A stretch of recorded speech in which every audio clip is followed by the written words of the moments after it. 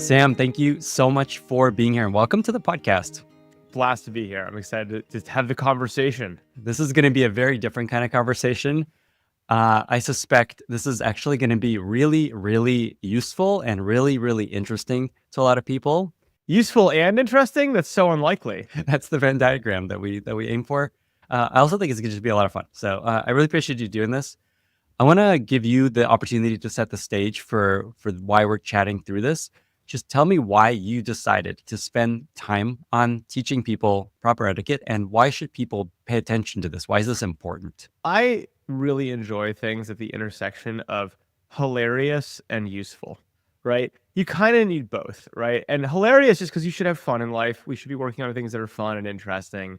Also, candidly, if we're being more honest about it, like it's very hard to cut through the noise these days. So kind of you need humor as a great way to cut through it. But humor just for the sake of being funny is not that useful. Like there has to be a deeper truth to it. And so, with this etiquette thing that we've gotten into, it started as many things do with a tweet that got escalated into an event. It's gotten escalated into a book and a bunch of other stuff. I kind of believe that, you should always, there you go. You got it with you. I've got my copy too. Book.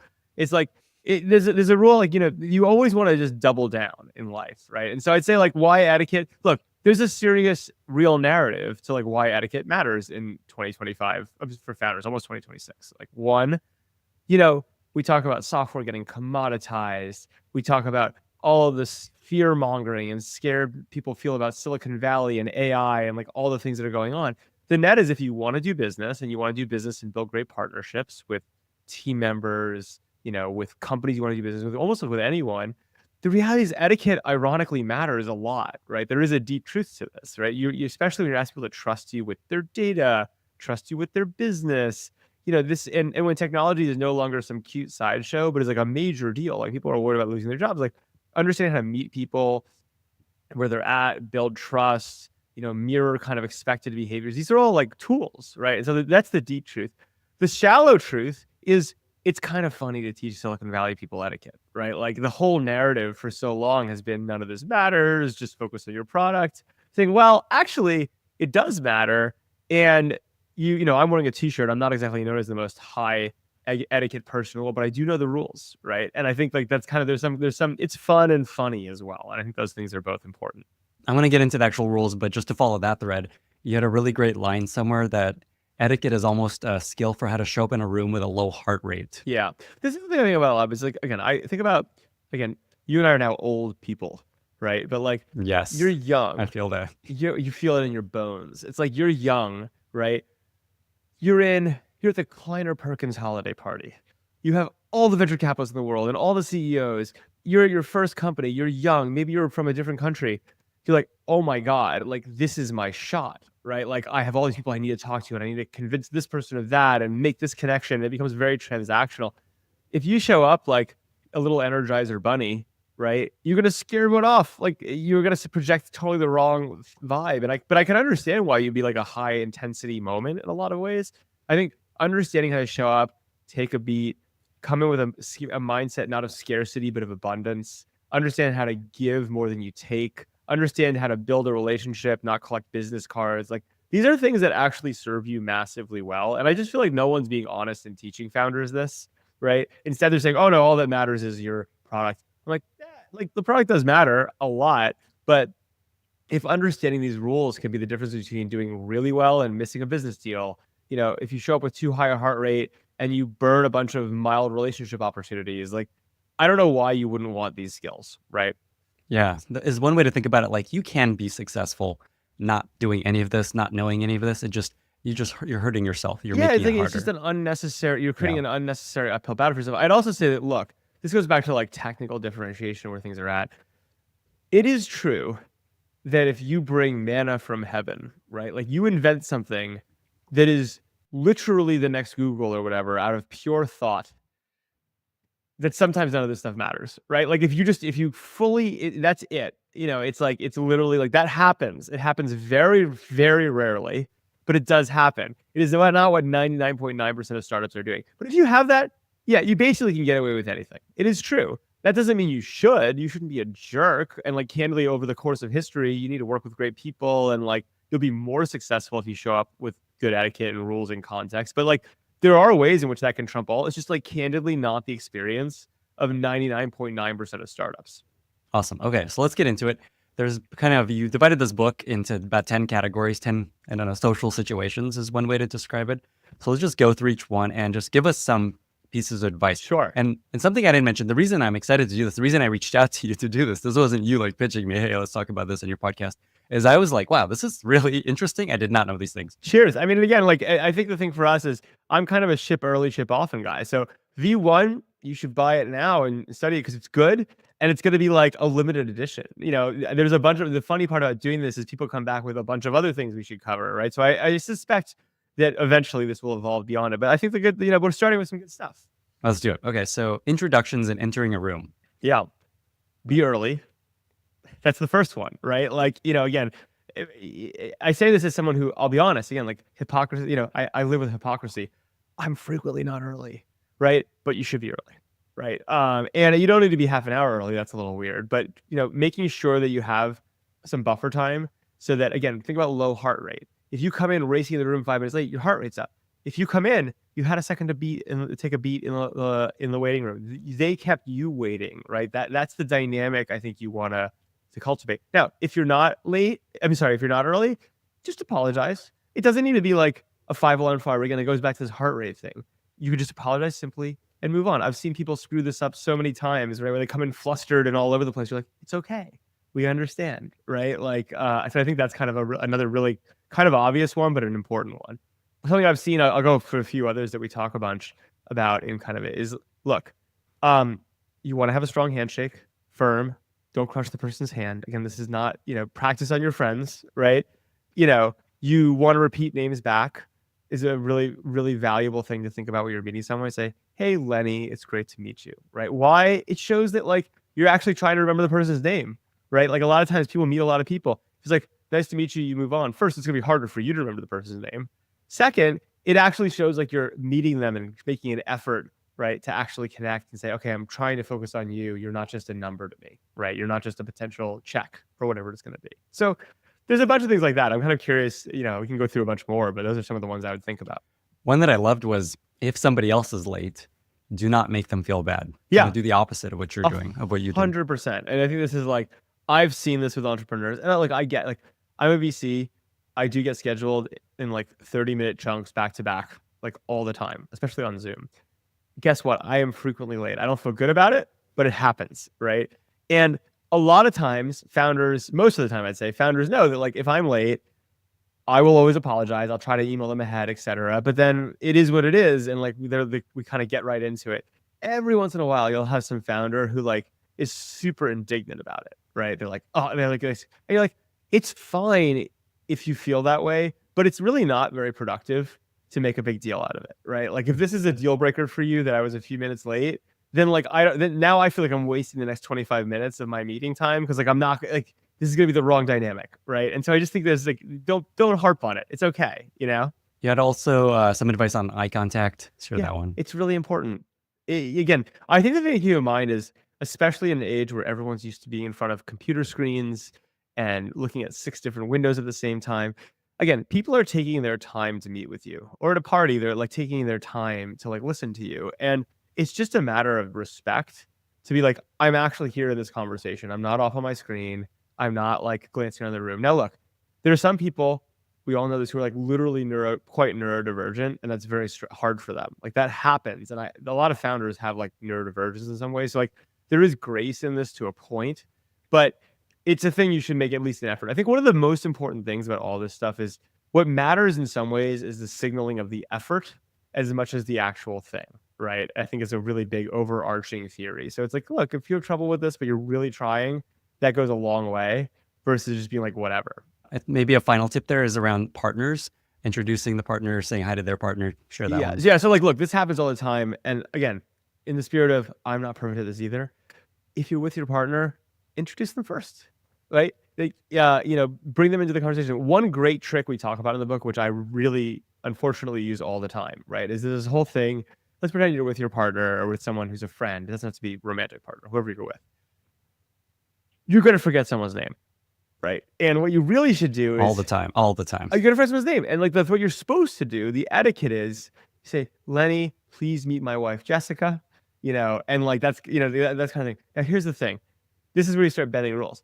What if I don't remember your name, right? If you have your partner with you, you can flip it around and say, Jessica, I want to introduce you. And then you kind of like can kind of figure out how to frame it up so that you then, Lenny, extend your hand and say, it's really nice to meet you, Jessica. And you get to pick up the name again, right? Or things like that. So the way you put it there is you let it hang. That's you let it hang, which by the way, really, I love it's that. a great example of the fact like, if you're really in tune socially, you kind of know what's going on, right? Like, you know what I mean? Like, you're not an idiot. Like, what is proper, what this person is doing. There's a gap between it. There's a reason. The reason is, but it's at least enough plausible deniability of like semi-bad etiquette that leverages the social situation to be a better etiquette, right? That it's a useful thing to think about as a small cue.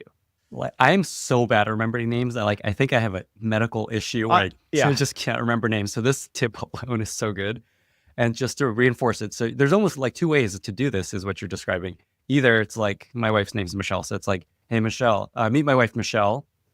And then they're like, oh, I'm Bob. Nice to meet you, Michelle. Or it's like, make it a little more awkward of just like, Michelle, meet, like, and then let it hang. Is that Michelle, I want to introduce you, right? Or something like that. I want to introduce you. Something like that. Or I want to introduce you to Michelle. You look at them in the eye, right? And then your wife will be like, hi, I'm Michelle.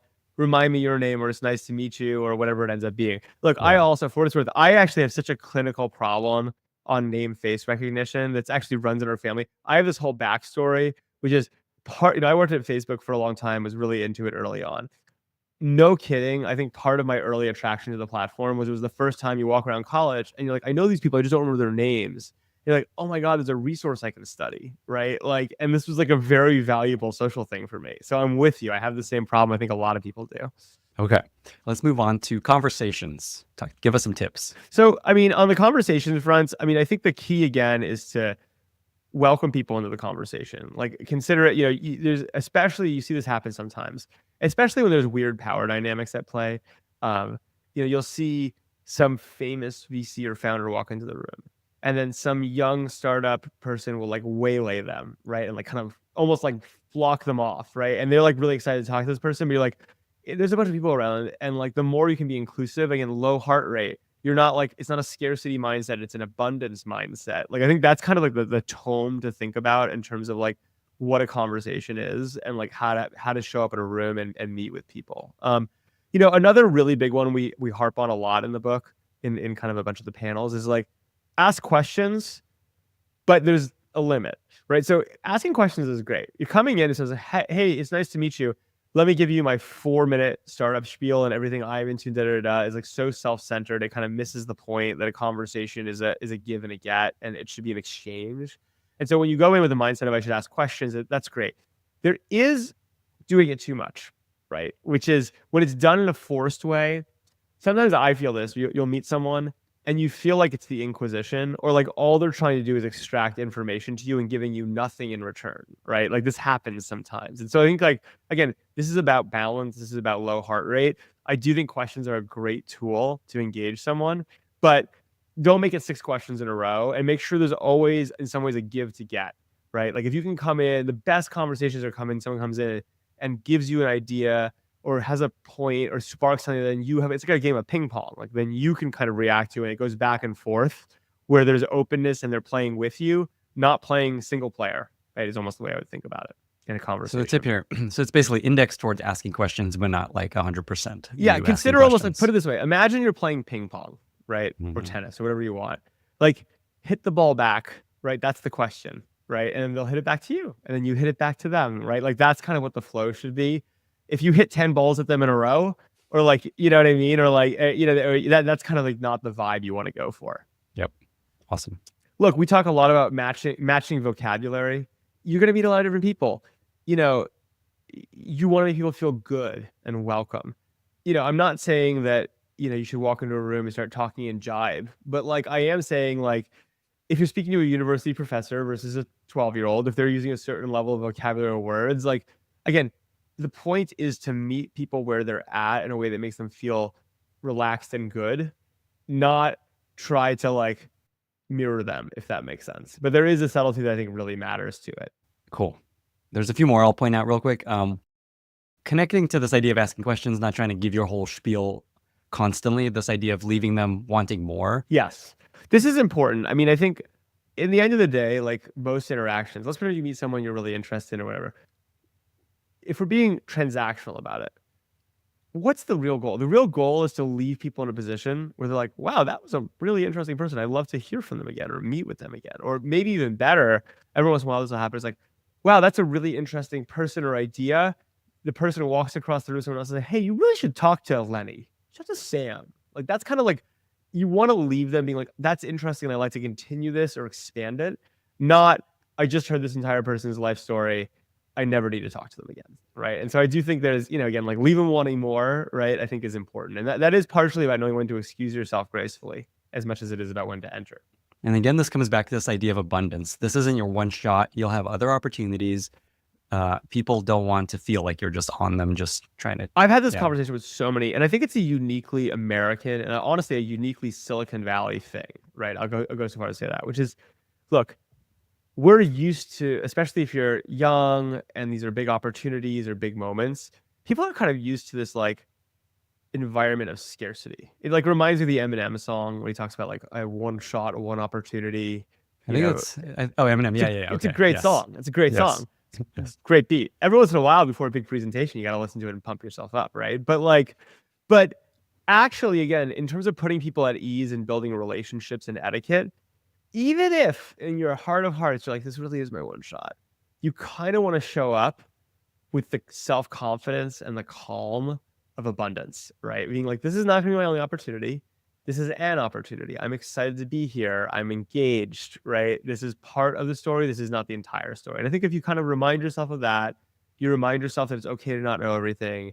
You keep focusing on low heart rate, engagement, eye contact. You get so much of the way there. You also have a tip about how to handle famous people that you might meet? I mean, there's so many ways. I mean, there's a bunch of tips about, I think, generally famous people. But like, I think there's this thing which is like not being sycophantic is what I basically say. But also like you not being ridiculous is almost the way I would frame it in this conversation, right? Which the ridiculous is like if you go up to Mark Zuckerberg and everyone knows what he looks like and who he is, and you're like, hi, I'm Sam, and who are you? You're like, what are you doing? Like, it's like ridiculous, right? On the other hand, going up and being like, you're the most important person I've ever met is wrong, right? And so there's a way to just, again, it's about grace as much as anything else, right? And recognizing that they're people. And again, you're playing an iterative game. And the best thing you can do is say, this is not my only, as much as it might actually be, this is not my only opportunity to meet Mark. And in an ideal world, when I walk away, I'm like, that was a pretty nice person. Like, maybe I want to talk to them again, right? Now, going up and being like, I need your email address and phone number. It's like, no, let him offer it. Like that type of stuff I think matters. Maybe one last tip is this: you actually start with this line of great to see you when you meet someone versus like nice to see you again. Well, again, Lenny, you and I probably use this all the time, I bet, because I honestly, again, we go by name, face, whatever. It's really difficult social situation to put someone in. Just think about it from their perspective. If you go up to someone and say, hey, it's really great. Hey, it's great to meet you. You're like, we've met 5 times. It's like quite embarrassing, right? And for them, for you, for everyone. And so the more I like love, in fact, my wife of many, many years who I've dated since college has a really funny story about this, which is the first time right before we started dating, I went up to her and I basically did a nice to see you line, right? And I very clearly couldn't remember if we had met before, and we had, and she remembered. And so for me, this is an important one, right, to keep in mind. My wife is constantly making fun of me of saying like, oh, like not knowing if I've met someone before or not. She's like, how can you? Like, I don't know what to do with you. So that's a great one. So the line there is great to see you because it works whether you meet them or not. And again, it's one of those things where here's the thing. People aren't dumb. If you go around saying nice to see you to everyone, they're like, there's a small percentage chance this person doesn't remember who I am, right? And there are other ways, but like that's okay. Like that's part of the etiquette dance to some degree. Is like that's fine. What's not fine is it's so nice to meet you and like we've met 6 times, right? Yep. Okay. Let's talk hygiene. There's a couple there that stood out to me. Tell me if I'm missing any that you think are really important. One is just like subtle fragrance. Yeah. Don't smell like shit. Right? Like, it's like, don't overpower it. You shouldn't smell like you just doused yourself in perfume, right? Or cologne or whatever it is. But like, you also shouldn't smell bad, right? And like, it's again, your scent should not be noticeable, is almost the way I would put it. In any direction. It's not, you're not, there's no advantage to that. It's basically what I would say. By the way, this is a good question. Does this advice apply both equally to men and women? Is there anything that, as we go through it? So it's an interesting question. I think broadly in this book, the answer is broadly yes. I will say that there is probably in January or February going to be what we've internally been calling the Femme Etiquette course, because my wife and other women have said this is good, but there's a bunch of other stuff that women need to know. And so I can't speak to that yet. I think the fragrance one, I would say, I don't think you want your fragrance to be memorable for anyone, no matter what your gender is. Awesome. This is good. Let me take two tangents here real quick. One is I heard you told a story on your podcast about your kids and the impact this has had on them. Maybe share a story there. Well, look, here's the funny thing. I literally have realized in doing this, I love my children. They have terrible manners, right? And like, there's a certain things they're like not bad at, but broadly speaking, I have an 8-year-old, a 6-year-old, and a 4-year-old, and like, I'm like, wow, you guys eat like animals. Like you just, you don't know how to use a fork or knife properly. Again, it's not like at 4 or 6, it's not like stopping them well in life. And like I can't be the etiquette guy if you guys are eating like. So I've been putting it, and some of them has been really cute. Others have been really funny. Like my 6-year-old has started standing whenever my wife comes to the table, which is kind of arcane from an etiquette perspective. You can argue about whether it's actually even really etiquette anymore or not. But if you're being really formal, when a woman comes to the table, you stand, right? It's very funny to have the 6-year-old do that. So in our household, don't judge me yet, but in a year, you can judge me on my children's etiquette. There might have to be a children's etiquette book. So good. I think actually at the end you say that whenever anyone joins you for a meal, whether it's a man or woman, you stand up. That's like a modern way of thinking about that. That might be better, is what I would say. I will say it's an ongoing, somewhat hilarious debate at our dinner table. I'm just trying to get them to like not use a fork and knife like animals right now, but we're working on it. I was just speaking of that. I was just listening to Tyler Cohen had Alison Gopnik on his podcast, and she studies kids, and her whole thing is how kids learn like scientists. And she has a whole thing about how they figure out how to use a fork by just like experimenting until something works. Right. Like, to be clear, they're able to feed themselves. It works. But it's like, you look at it and it's like, what are you doing? Yeah. Okay. The other tangent is you didn't share the class you actually taught to founders already. So maybe share a little bit about this class you taught. Yeah. So, I mean, before the book, we did a class specifically initially for YC founders, right? Partially because YC, Gary Tan got very mad about this. So I'm like, well, now I have to do it, right? Because that's very funny. But yeah, we basically, we gave them all certificates of completion, but we did a class. We hosted it. It was at the Four Seasons. We did some stuff that was fun and a little bit irreverent. Like we had some very fancy woke spasher people come in with models and show up, talk about dress at different types of events and things like that, which was kind of tongue in cheek, but a lot of fun. We also did like caviar and wine tasting type stuff, but then we also spent a lot of time focusing on like the actual meat of the matter, right? Which is things like how to show up with a low heart rate, how to have an abundance mindset, basic skills like look people in the eye, shaking hands, how to eat like that shows that you're being respectful, things like that. Why do you think Gary Tan was so mad at it? Is it because he's like, this is a waste of time, not worth it, versus like just build a thing that's successful? I don't know. I mean, I don't really understand what makes Gary Tan mad, and it's fine. But like from my perspective, I think he's just like, in some ways, again, to be clear, it's a little tongue in cheek. We're a little bit making fun of the fact that YC founders do come out a little bit like animals, right? There's like, having met with many of them, I guess not their fault. They're like young kids. They've been holed up in a room coding, and that's all they've been thinking about for months or whatever. And so like when they show up at your office to pitch you, and they get a coffee or something, and then they like leave it on the table and don't ask you where to put it, it's a subtle sign of like not being aware of your broader environment that you may or may not know. But like, I think it's valuable. Maybe they're like, this is the wrong thing to focus on. I just think it's funny as much as anything else. I love it. Okay, so on the hygiene thing, is there anything else? I think the hygiene stuff, I mean, you should get the book. I think it's like fairly obvious hygiene stuff. Like, don't be covered in schmutz. You know what I mean? Like, show respect. Try to anticipate how the room is going to be dressed, and like, don't massively overdress or underdress. It's like, if you show up to a business casual thing in a tuxedo, you're kind of trying to stand out. Don't be memorable from that perspective, but you also don't want to be memorable in the other direction. It's like, wow, that person like really has no respect for the room. This actually, you're getting to the next category, which is dress, which I'm excited about. Yeah, I mean, dress, like, look, I got to say, again, in terms of know the rules, but don't always follow them. When my first job out of college, I was an associate at Bain & Company, right? This is like a consulting firm. And there was like a business casual. And I kind of came up with the snarky realization that there was a minimum dress code, but there wasn't a maximum dress code. So I started in the office as somewhat of a mini rebellion in the consulting firm, what we called Tuxedo Tuesdays, where all the associates would wear tuxedos to work, which then meant we didn't have to go to the client meetings because they would never take us to client meetings in tuxedos. So it was like again, the rules to break them. It was fun. But I do think from a dress perspective, again, I think the real thing is like, look put together, look like you cared, look like you made some effort, but you don't overdo it is basically the upshot of the most simple way to dress. Unless you're trying to very intentionally break a rule, right? Which maybe you are, but I think you should do that with a lot of cultural understanding. Let's put it that way. So here's a couple tips that I love. So one is just dress one level up as a really simple tip. It's an easy way to win.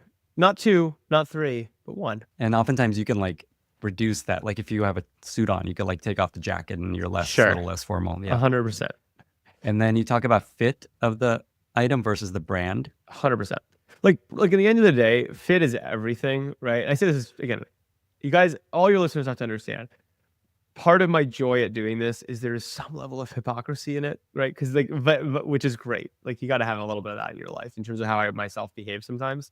But look, in the end of the day, like a well-fitting $20 shirt is way better than a misfitting $500 shirt, right? And candidly, like it's the same thing. It's like if you're a startup founder, you do want to kind of dress to the level of the room, but you kind of shouldn't show up in like you shouldn't have a Rolex, right? It's like very classless, if that makes sense, to like show up as a startup founder with a Rolex, right?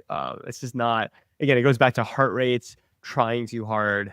You're not going to trick anyone, right? Is the upshot, right?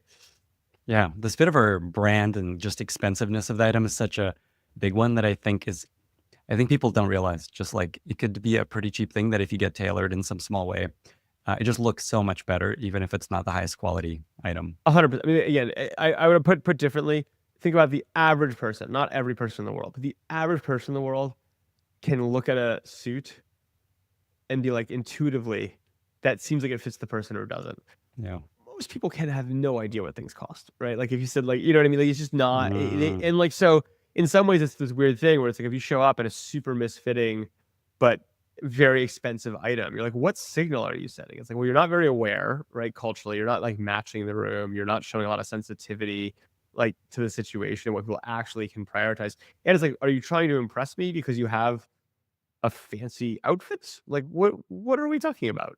One other tip you have is if you're not sure the level of dress, just ask. Yeah, this is a big thing in general, which is I think people are afraid to ask in all sorts of situations, down to like, which forks should I use? Or what's the expect? Like it is absolutely fine to ask. In fact, if anything, it shows a level of confidence and calm and humility to ask if you don't know, right? So I actually think this is a great example. There's absolutely nothing wrong with asking about dress, about etiquette, about expectations. Again, it goes back to this whole give to get. If you get someone on the phone and you ask them 100 questions about etiquette, at a certain point, you're like, that's not a game of ping pong. Like you're not getting, but like, it's totally fine to call and be like, hey, like what's this going to look like? And by the way, it's important because in New York versus San Francisco, there's different expectations. Like people do things differently. And like your job, you're not expected to know every nuance of every culture you might enter. So maybe as a final question in dress, do you have any tips for dressing well? I know this is a big question that a professional spend time teaching and charging for. I really, I think the answer is find someone in your universe who you think dresses well. And again, ask them for help and like what makes sense, if that makes, from that perspective. Again, the well-tailored, great. That makes a lot of sense. The like basics, I can say, yeah, like have jeans that are clean, right? And like fit you, things like that. But again, when my wife listens to this podcast episode and hears me being asked about specifics of dress, she's gonna be chuckling. Great. That's a win. Okay, let's talk about dining. Give us some advice for etiquette during dining. Tip well, right? Don't not tip. Don't tip badly.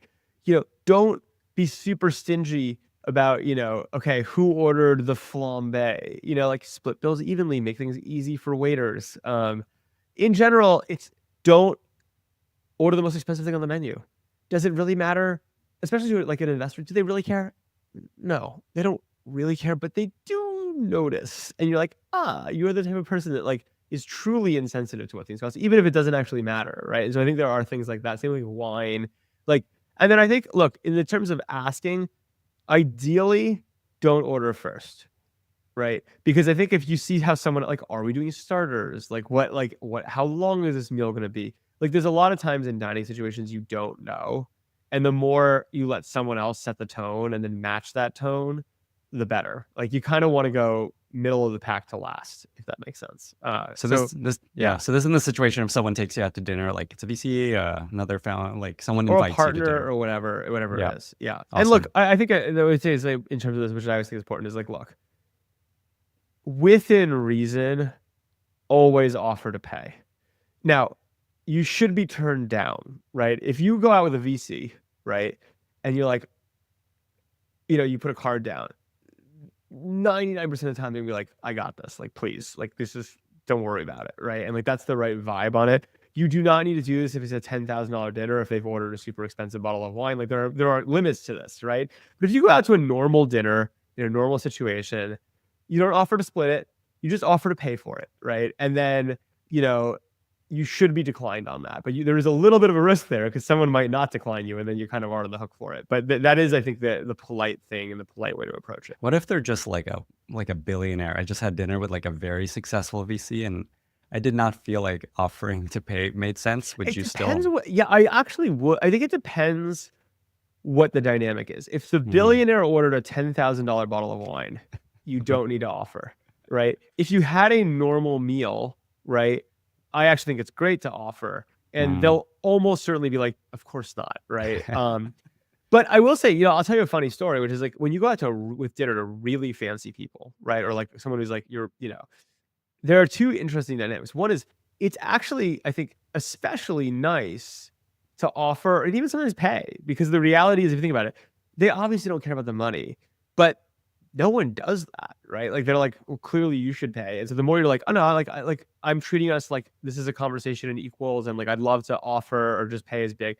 The second thing, which is important, is especially if you're out to dinner with someone who's very, very well known, you have to tip like crazy.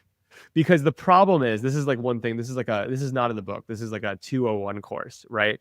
But if you go out with someone that were like, okay, they're either known or relatively known, and you're making the gesture of buying it, not because they obviously don't care about the money. It's more like the gesture that's nice that you would offer that.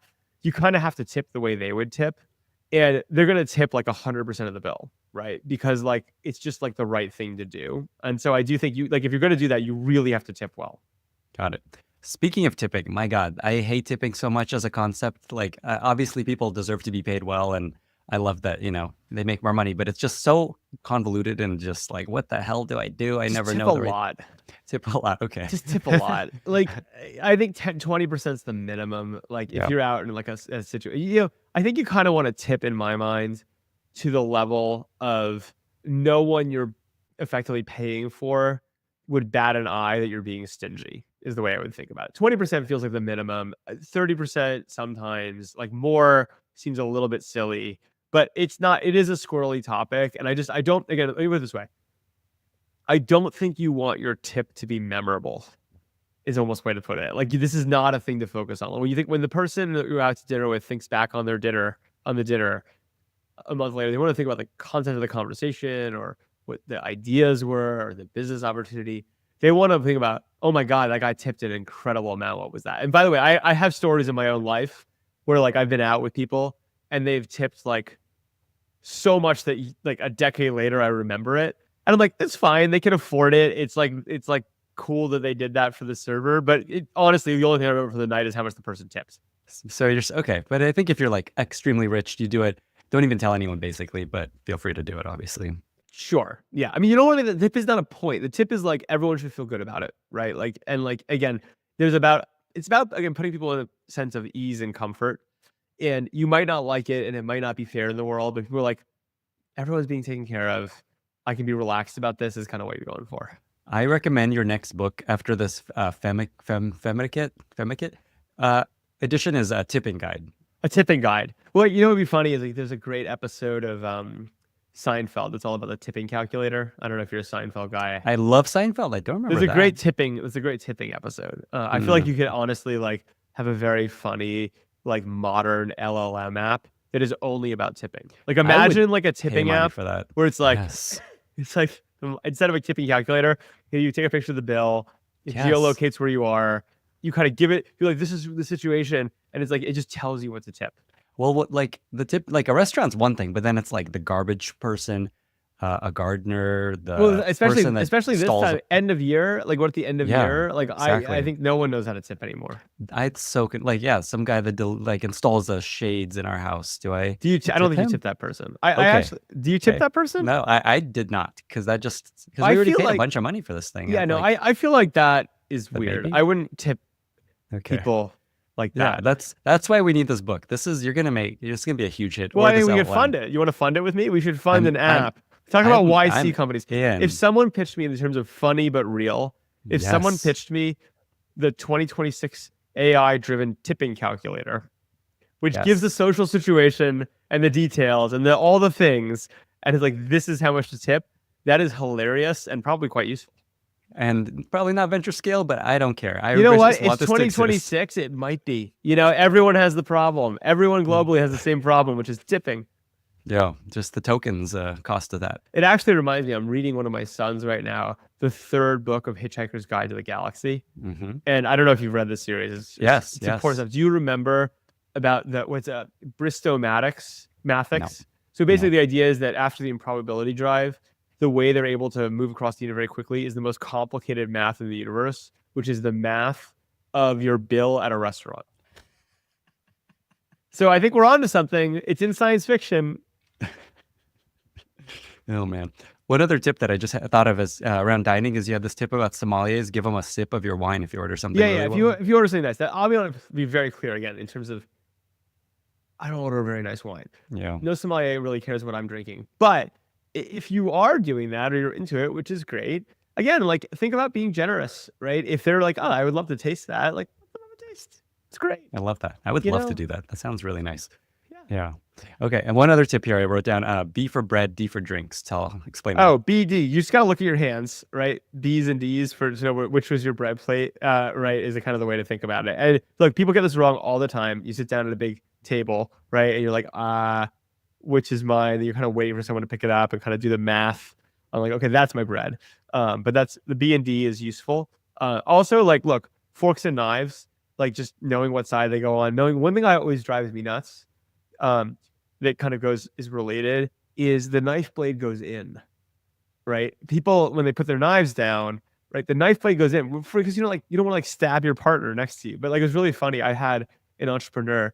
This is not yet a product, but people have started sending me videos of them like dining or in situations and asked for feedback, right? And I recently had to give feedback to an entrepreneur who was like, you did a very nice job eating your soup. Good job. Your napkin should have been in your lap. And your knife is pointed the wrong way. Okay, napkin actually. Okay, so napkin and lap. Napkin and lap, not in your Not neck, like- not off to the side. You know, Yeah. napkin and lap. I saw someone once had a napkin on just one leg versus both legs. Any opinion there? I mean, I don't think you want your napkin placement to be memorable.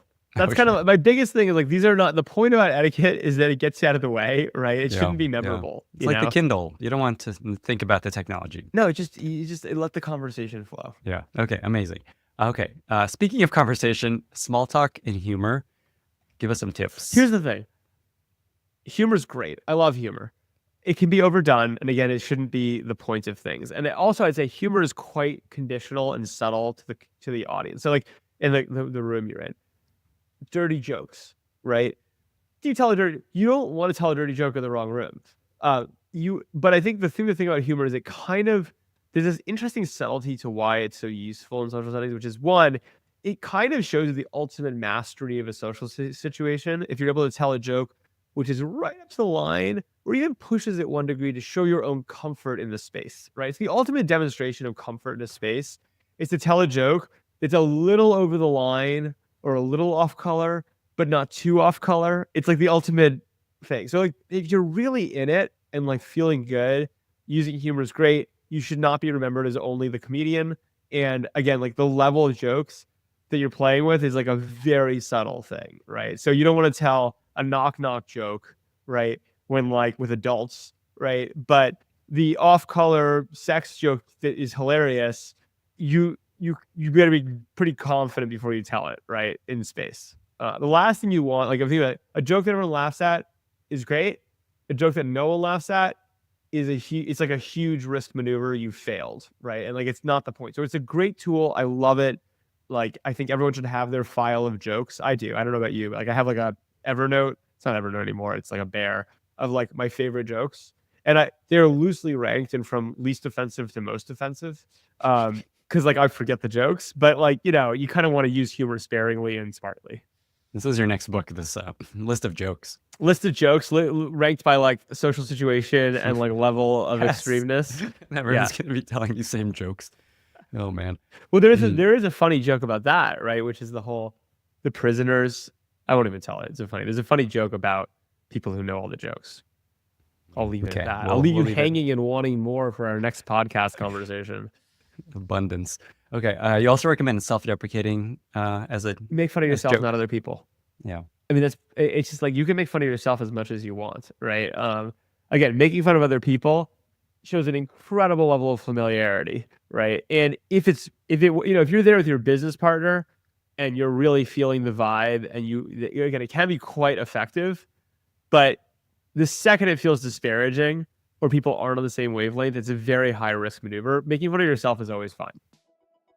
Here's a puzzle for you. What do OpenAI, Cursor, Perplexity, Vercel, Plaid, and hundreds of other winning companies have in common? The answer is they're all powered by today's sponsor, WorkOS. If you're building software for enterprises, you've probably felt the pain of integrating single sign-on, SCIM, RBAC, audit logs, and other features required by big customers. WorkOS turns those deal blockers into drop-in APIs with a modern developer platform built specifically for B2B SaaS. Whether you're a seed-stage startup trying to land your first enterprise customer or a unicorn expanding globally, WorkOS is the fastest path to becoming enterprise-ready and unlocking growth. They're essentially Stripe for enterprise features. Visit workos.com to get started, or just hit up their Slack support where they have real engineers in there who answer your questions super fast. WorkOS allows you to build like the best with delightful APIs, comprehensive docs, and a smooth developer experience. Go to workos.com to make your app enterprise ready today. You also, so you said you had this kind of list of jokes that because I can't remember. I have 0 jokes in my head. I'm like, okay, here, I'm going to get one. So I should make a list. Make a list. I got some good ones for you. Okay, I'll have to borrow some. You also recommend having some stories, some crowd pleasery kind of stories to tell. Yeah, you want to have some easy stories that are, again, like, it shouldn't be 10 minutes, right? But again, I think the thing to think about is like, imagine that the whole game in these social settings, again, is putting other people at ease, making them feel like you understand them and the room and you're a trustworthy person and on the same wavelength. And in some ways, think about it as like, who's carrying the conversation. It shouldn't be your monologue. You shouldn't force them to monologue either, right? And that's where questions come in and back and forth. Having a fun build on story. They tell a story, you have a story to tell. Like, again, I really think of it as like a conversation, or these social interactions as a ping pong game, right? And like, you kind of want to have a few of those in your arsenal. Your last tip in that section was how to wind down a conversation, just the importance of realizing it's time to wind down. Any tips for how to do that? Yeah, just like when the conversation is over, gracefully leave. It's basically the upshot. There are people, the worst is like the conversation ends and the person just stands there and you're like, I'm going to go get a drink, or do you want it? And then every once in a while, the person will be like, you're like, if someone says to you in a conversation to wind it down, it's like, I'm going to go grab a drink. Most of the time, that is not an invitation to say, like, I'd love one too, and follow them to the bar, right? Like that is not, so like, I just think you have to kind of recognize the signs effectively when the moment is passing or it's time to move on, etc. And then like respect it. That's what I would say. I use that one all the time. Is there any other ways you find useful to wind down a conversation, just to get out of a conversation? Well, I think the other thing people do frequently, which again is totally fine if done respectfully, is bring someone else into the conversation, right? Like in some ways, like give them their next partner. You're like, oh, like I've enjoyed this conversation. It's super cool. By the way, have you met Steve? Let's go meet Steve.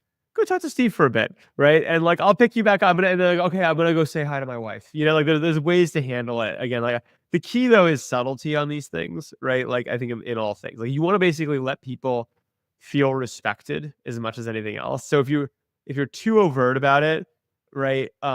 You don't give them, even if everyone kind of knows what's going on, the key is to give them like plausible deniability to themselves and the community effectively that like we've wound down this conversation. I mean, so you have to kind of look for the signs. Awesome. Okay. There's 4 more sections. The next one is scheduling etiquette. Give us some advice. Oh, well, like, I think I'd like to say that I'm fairly famous for hating Calendly. There was I think I'm not overstating it when saying there was a period where Calendly where I personally had driven most of their growth for the month. I got messages from the board because I went on this diatribe about how much I hate Calendly and how disrespectful it is. And apparently this was such an internet fervor. I got like millions of engagements that it meaningfully drove their month. So wow. they thanked me for it. No bad press. No bad press. No bad tweets. Yeah. So I think like, look, there's a few obvious ones. When you're make sure you have availability. You know, like if you ask someone to schedule with you, it's not always wrong to be like, here's my availability or here's a link, but like make it real. Like you have to give them real options. You know, the default, I really strongly believe the default should not be Calendly. The default in most situations, especially if you recognize the power hierarchy or the busyness hierarchy. If you're the less senior person, if you are the less busy person, you should let the other person tell you when they're free and then make it work on your end, right?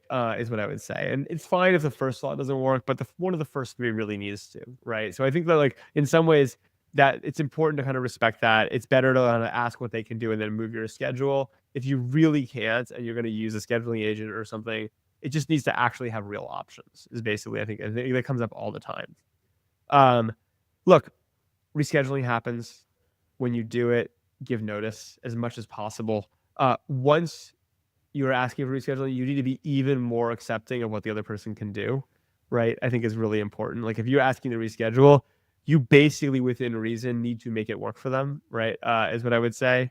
And then look, I think like there's like obvious stuff that people should know but sometimes forget. Like time zones are really tricky. People screw them up all the time. Check. It's worth the extra check to make sure you're not both scheduling, you're getting the numbers right, but then also really importantly, scheduling at like reasonable times. Like sometimes people are like, I want to meet at this time. You're like, you're on EST, that's like 4 a.m. for me, right? And so like I think being respectful of that and just asking, I think is super important. It's not rocket science, it's important.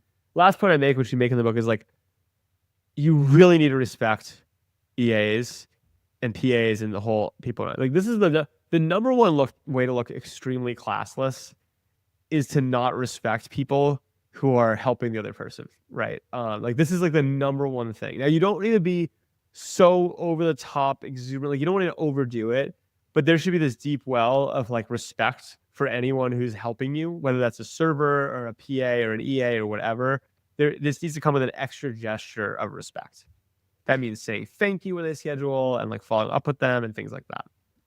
I'll tell a story. When we were selling our company to Airbnb, we had this guy helping us sell the company, and he made it a big point to build a good relationship with the EA and office manager at Airbnb because if they like you, it helps. It helps. Yeah, I mean, like the thing. the general story of like make the gatekeepers happy and like you is true, but I do think there are ways to overdo that for what it's worth. It becomes almost too transactional. I mean, if you show up with flowers for the EA, you know, like you better be damn confident, like in what you're doing, if that makes sense. But just like the small things go a long way. Like you just make eye contact with them, thank them, respect them.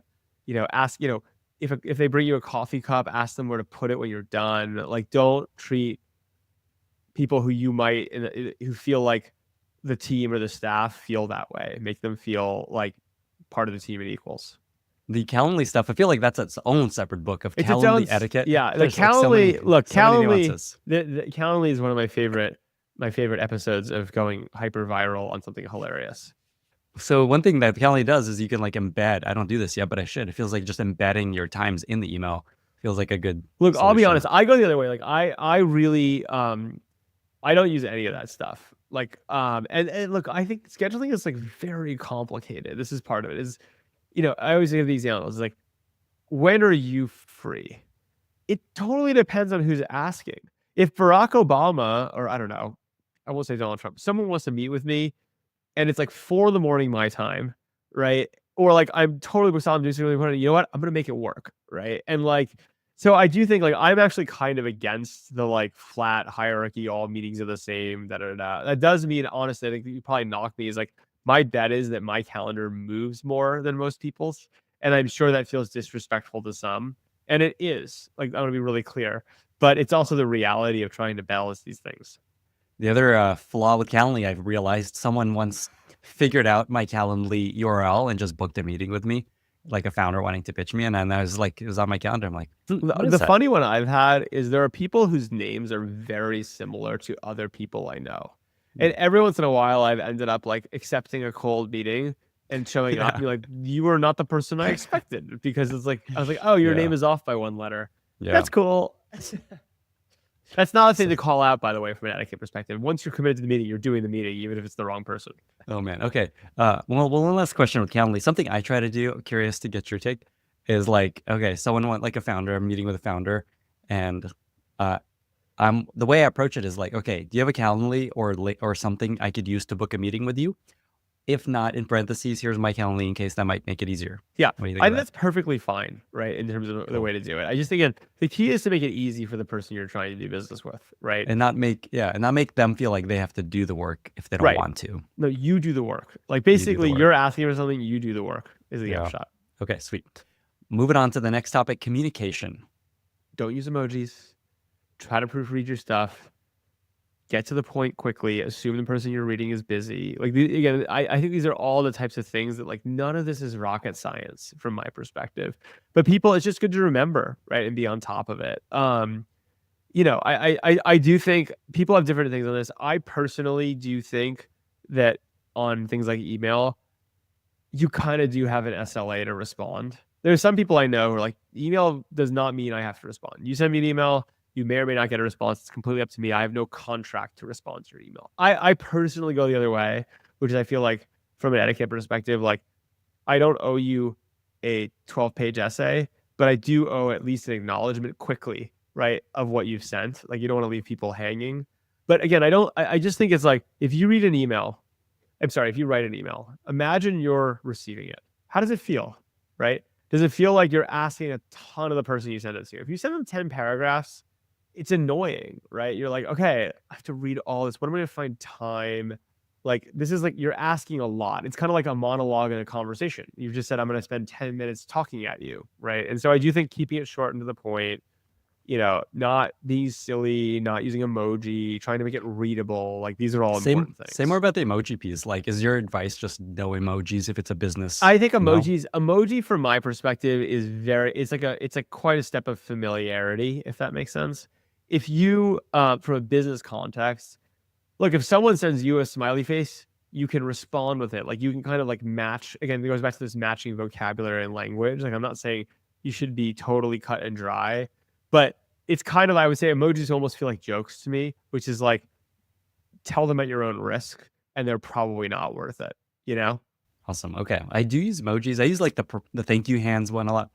And Look, I think text yeah. is different. I think people might have slightly different takes on this. And so I wouldn't say anything I'm saying here is dogmatic, but I'm just saying that, like, again, emojis are not highly legible to most people. They can mean lots of different things. They usually have cultural connotation to them.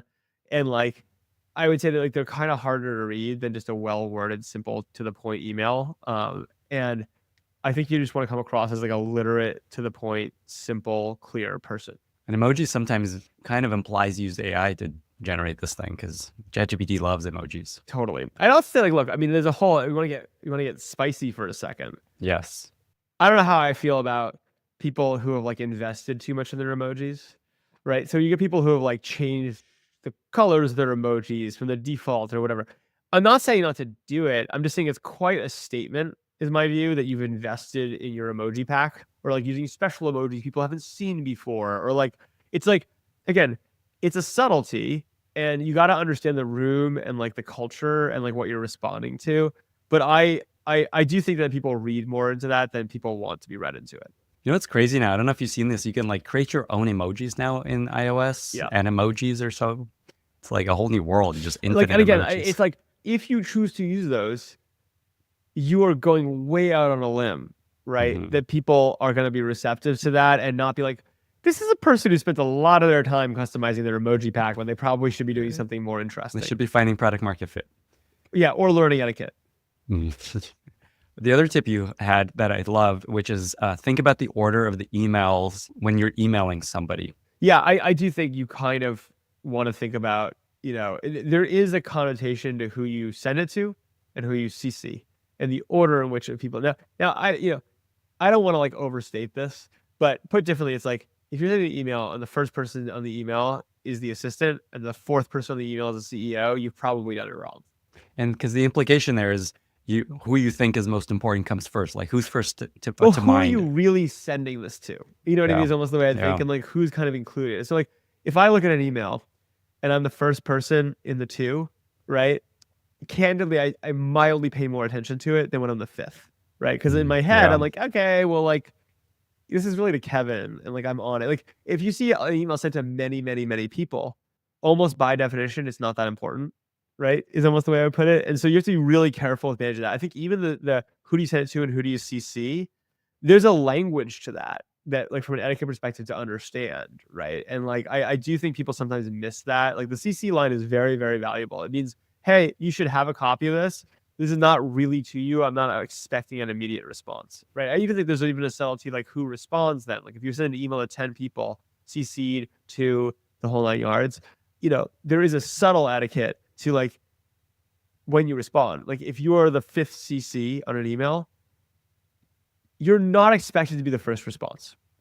Again, you can break this rule. Like there are times to break it. There's a subtlety to it, but it wasn't really sent to you, right? Like, and so there's a whole language to who you send to and who you CC and the order that like, again, it's very subtle, but is worth understanding. So true, man. And you would think nobody sees all these little things in the Gmail thread, but you do. They're just right there. You and you're see like, them, okay, and I see 'em think right people. there. This is the whole thing about etiquette is like it's all this invisible stuff Yeah. that you don't need to spend like all. Like, in some ways, the whole story of doing this well is it should not occupy 80% of your brain, right? What you're saying is, I've got this. We're on the same wavelength. My heart rate is low. I'm doing it properly, and I'm doing it with like intuitively almost, right? Which is a hard ask, right? Because what we're basically saying is like these are unknown things, but intuitively you should just know them. And that is actually what you're signaling is like, you can trust me because intuitively there's this well of knowledge and cultural connection and whatever that we can share effectively. And if you're BCC, definitely do not reply all.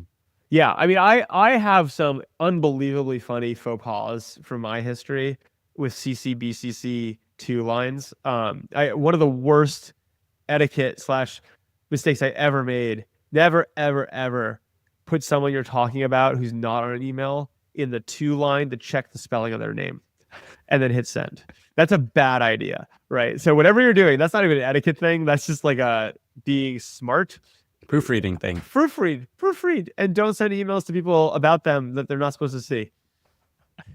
And it's like Gmail makes it too easy to do that because it adds them automatically if you like talk if you add their name. No, for me it was more just Yeah. like the way to check the spelling of someone's name Yeah. is not to put them in the 2 field ever. Yeah. Oh yeah. I feel bad. Okay. Oh man. Well, you're still kicking, so it Still wasn't so kicking. bad. I'm Yeah. still kicking. Okay, great. Okay, 2 more. Meeting etiquette.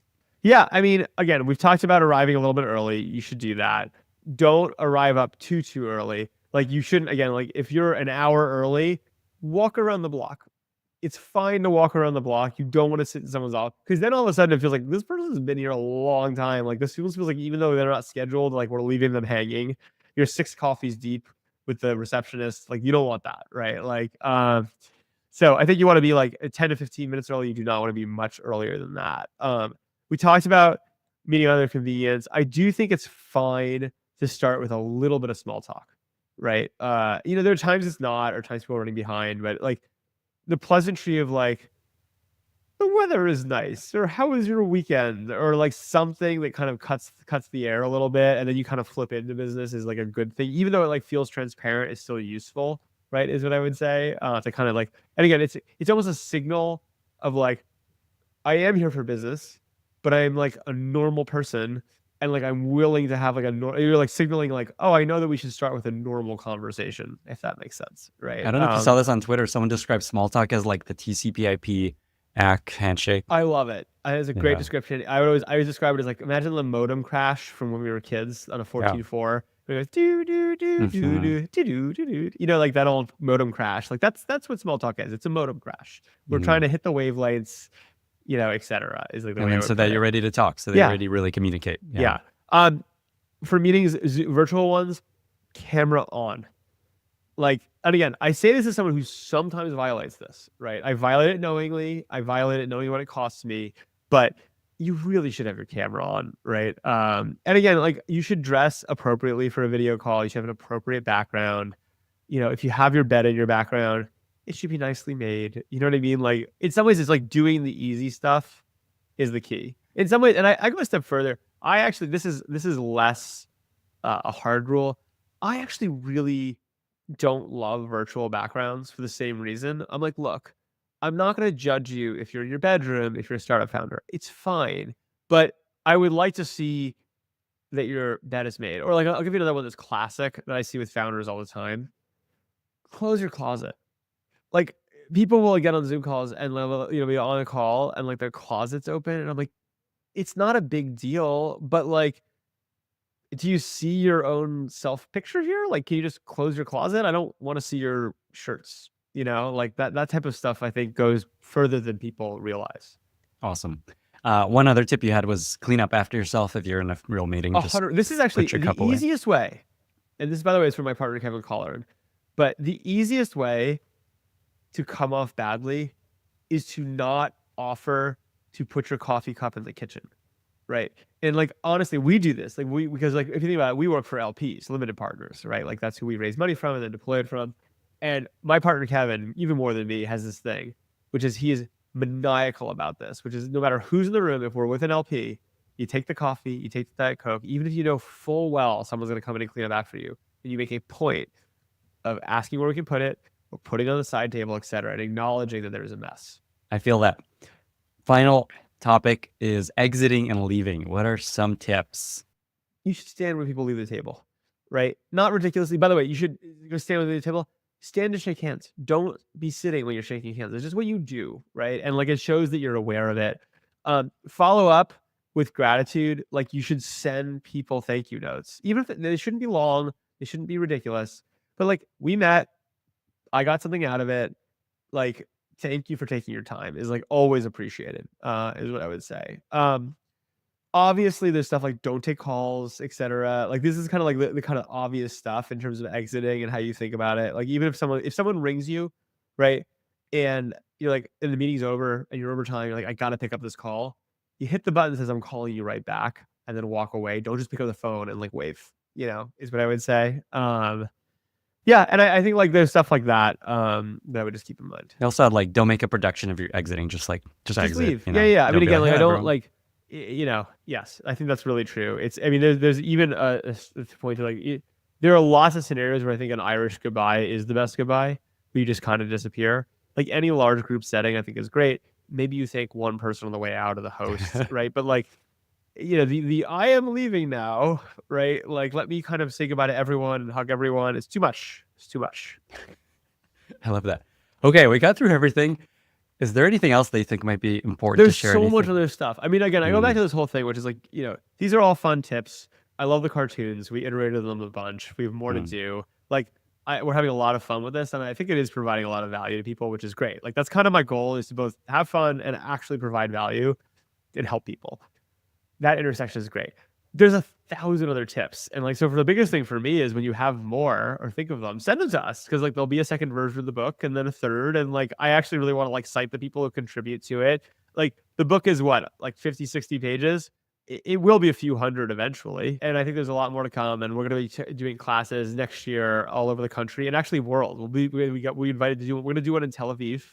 Wow. We're going to do one, we're certainly doing one in New York and a few other places. And it'll be fun.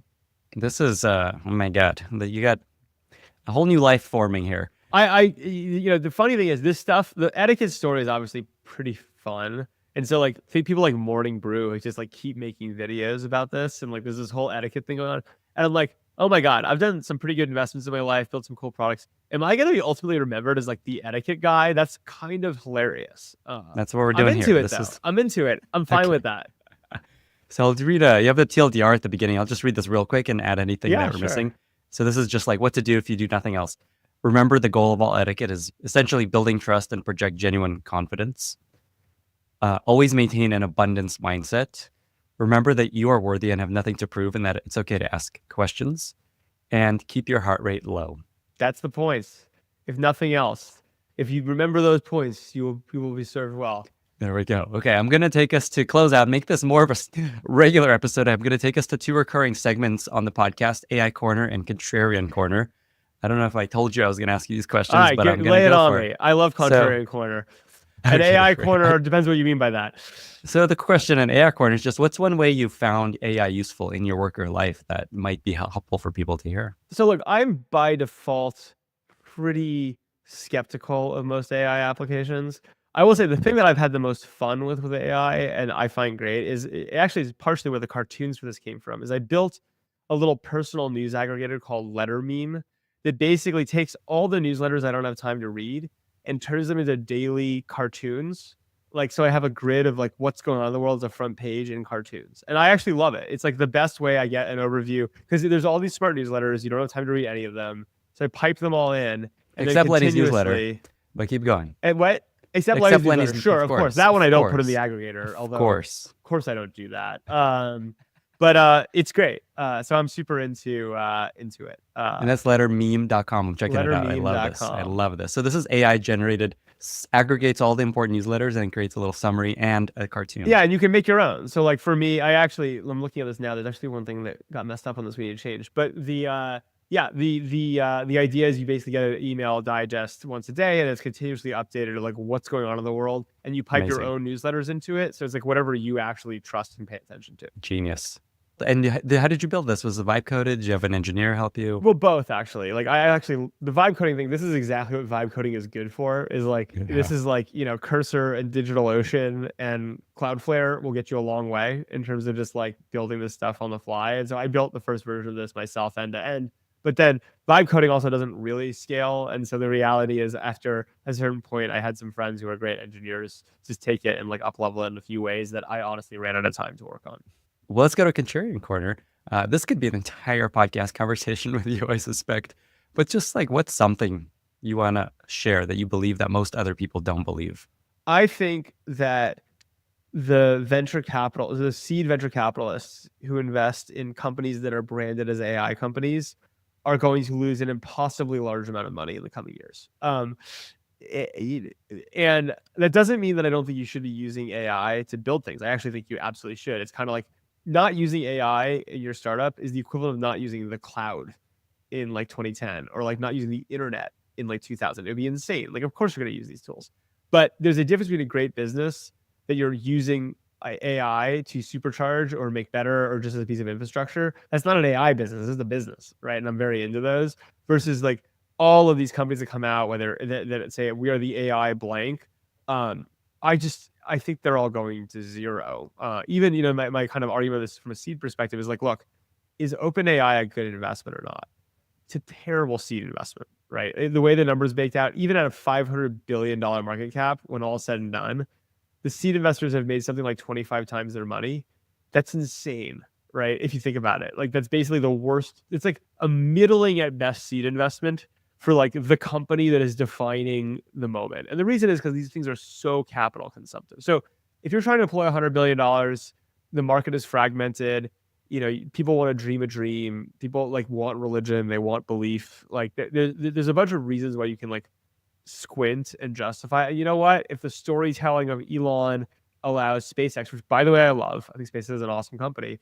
But if all of a sudden that actually can be worth $1.4 trillion to the public market, guess what? The money plowers are going to do great with all this narrative-driven religion, is what I would put it. But if you're a disciplined seed investor, I guess my contrarian take would be run away from things that are AI companies. Because even if you look smart for the moment, you're playing a dangerous game of get out before the narrative collapses. Wow, I love this. Okay, I want to follow this thread a little bit. So you're saying because of the dilution that goes along with these companies. Reasons. It's like they're too capital. If they work, they're too capital intensive. Like seed investing does not work in highly capital intensive businesses. So like that's not going to happen. 2, they're fundamentally commoditizing in all sorts of ways. It's very unclear what the lock-in or value is on any of these things, right? And so it's just like the whole dynamic is off. And the thing is, people are desperate right now for things to believe in. Like if you think about the history, we've done so well as a country with Terra Nova. like the US was amazing for so many years because we had the West. And if you were going to work hard, you could like go West and you do great. And like there was all this opportunity, land of opportunity. We've had reverberated, like, my generation, your generation, we were blessed because we had the internet. The internet was digital terra nova. And like we got to build fortunes and do amazing stuff and new work, be in this like new world that was created. But it was effectively the same thing as the West all over again, right? And ever since then, whether it's mobile, which again, if you look at the math on it, everyone wants it to be disruptive in terra nova. Not really. It's just more internet, right? Or like crypto, which by the way, I think crypto is amazing. I think it's the closest thing to terra nova. But to now the AI God narratives, every generation is desperate for their terra nova story with good reason, right? Like, but the story is, it has to be real, right? And I think unfortunately this time, this is a classic example of AI is a powerful tool. It's incredibly powerful for existing businesses and existing structures. It's not a great startup opportunity. So what is it you look for? What do you look for when you're investing in an AI startup? Well, again, I won't invest in things that I would consider an AI startup. I'll invest in things that use AI, right? Yeah, For me, I think I'm really interested in the cultural implications of AI or the new businesses that need to exist because it is a force in the world. So we've done a lot, whether it's Sublime Security or Outtake, things like that, that are basically all around the theme of the Voight-Kampff test from Great Blade Runner, which was the test they basically ran to the, are you a real or are you a bot, right? Like that's a huge problem. The like, turtle on their back? Yeah, it's like there's a whole like set of companies that are like implications of AI and how do you manage it and handle it as a society. I think there's a lot to do there. And there's a lot to do in cultural shifts from AI, right?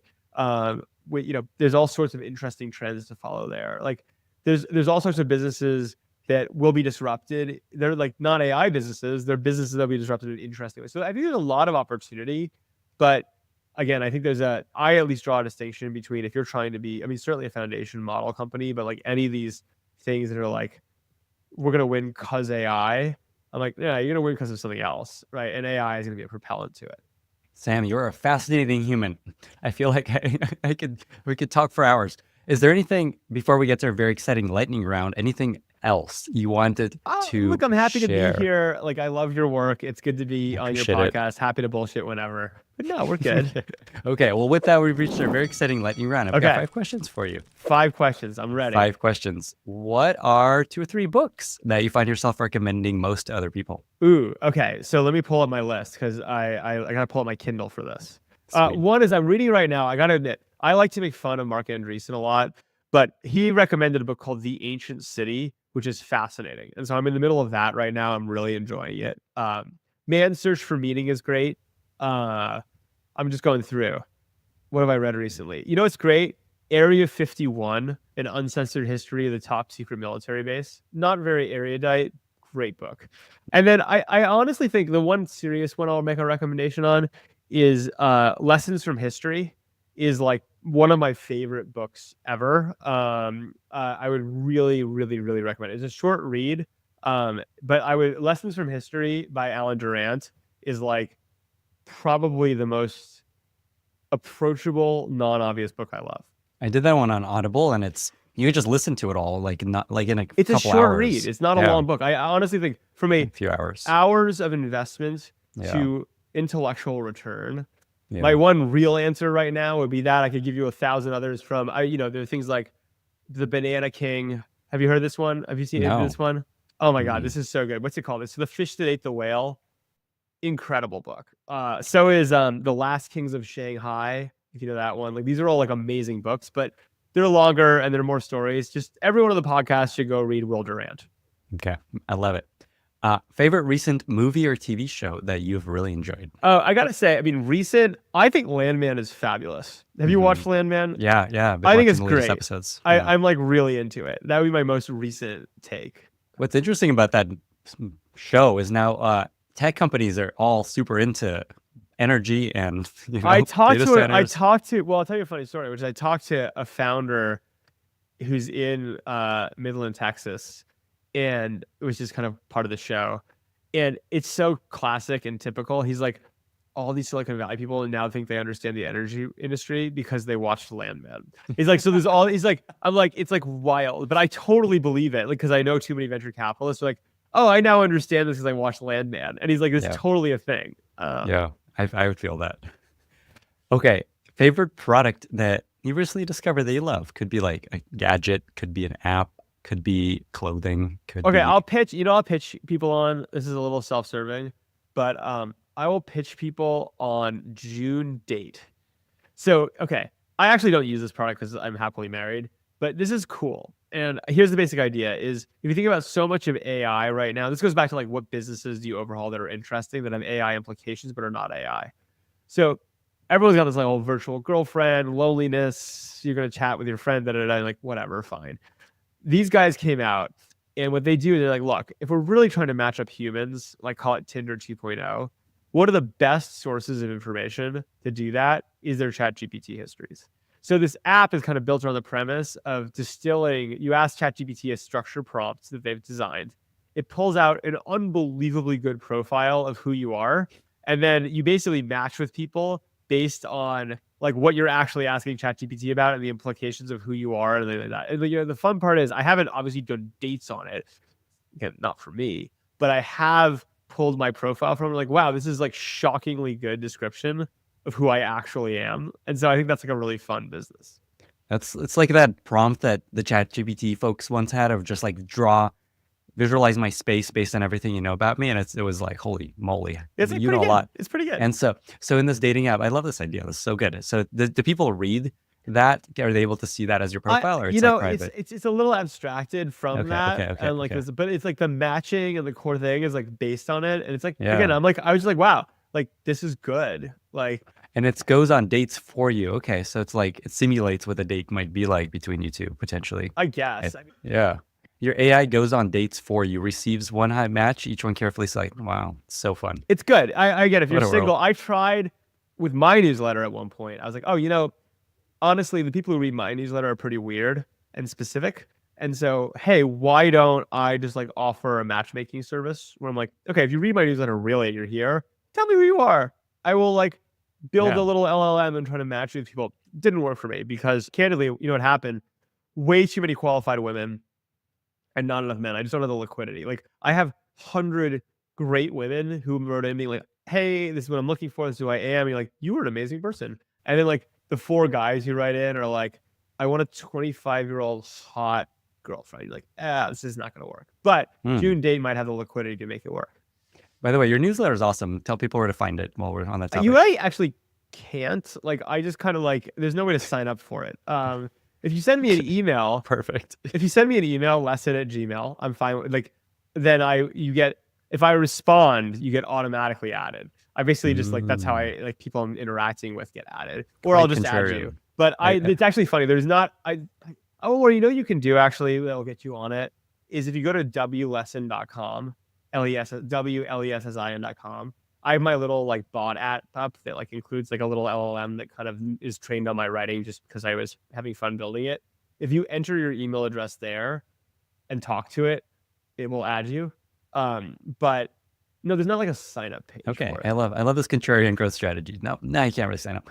Okay, that's great. Okay, 2 more questions. Do you have a favorite life motto that you find yourself coming back to often in work or in life? No, but I will say that I have hanging in my gym, which I love, from the Facebook hackathon after the launch of Google Plus. This is going way back in history. They made great posters, which was Carthage must burn. And it was just like this great moment in work time when it was like, okay, game on. Like Google's coming for us. Like and I had some of the most fun work experiences. We were working literally 24 hours a day. Like past midnight every night was in that period. And I love that poster. So Carthage must burn. How about that? Great. Final question. You are a fellow podcaster. I really enjoy your podcast called More or Less. It's very cleverly named because of lesson and the mores. We love our lessons. lessons. We also like, my wife and I are contrarians and hate everything by default, and the Morans like think everything's amazing. So it kind of works from a dynamic perspective. I love it. It's Dave Morin, Britt Morin, just to be clear. And your wife, she runs the information. Yeah. So she's good at prompting us with what's actually going on in the world, and then we just bullshit about it. So what's something you've learned from that experience? I don't know. Any surprises about podcasting? So basically? here's the thing. I think people like, it's kind of a weird podcast in some ways because honestly, I don't think any of us are highly filtered. And it's kind of just like talking to your friends for an hour a week, which I want to do. Like I love the mornings. We don't live that close to them. So it's kind of fun to just like have that time set aside and then cut it up and post on the internet pretty raw.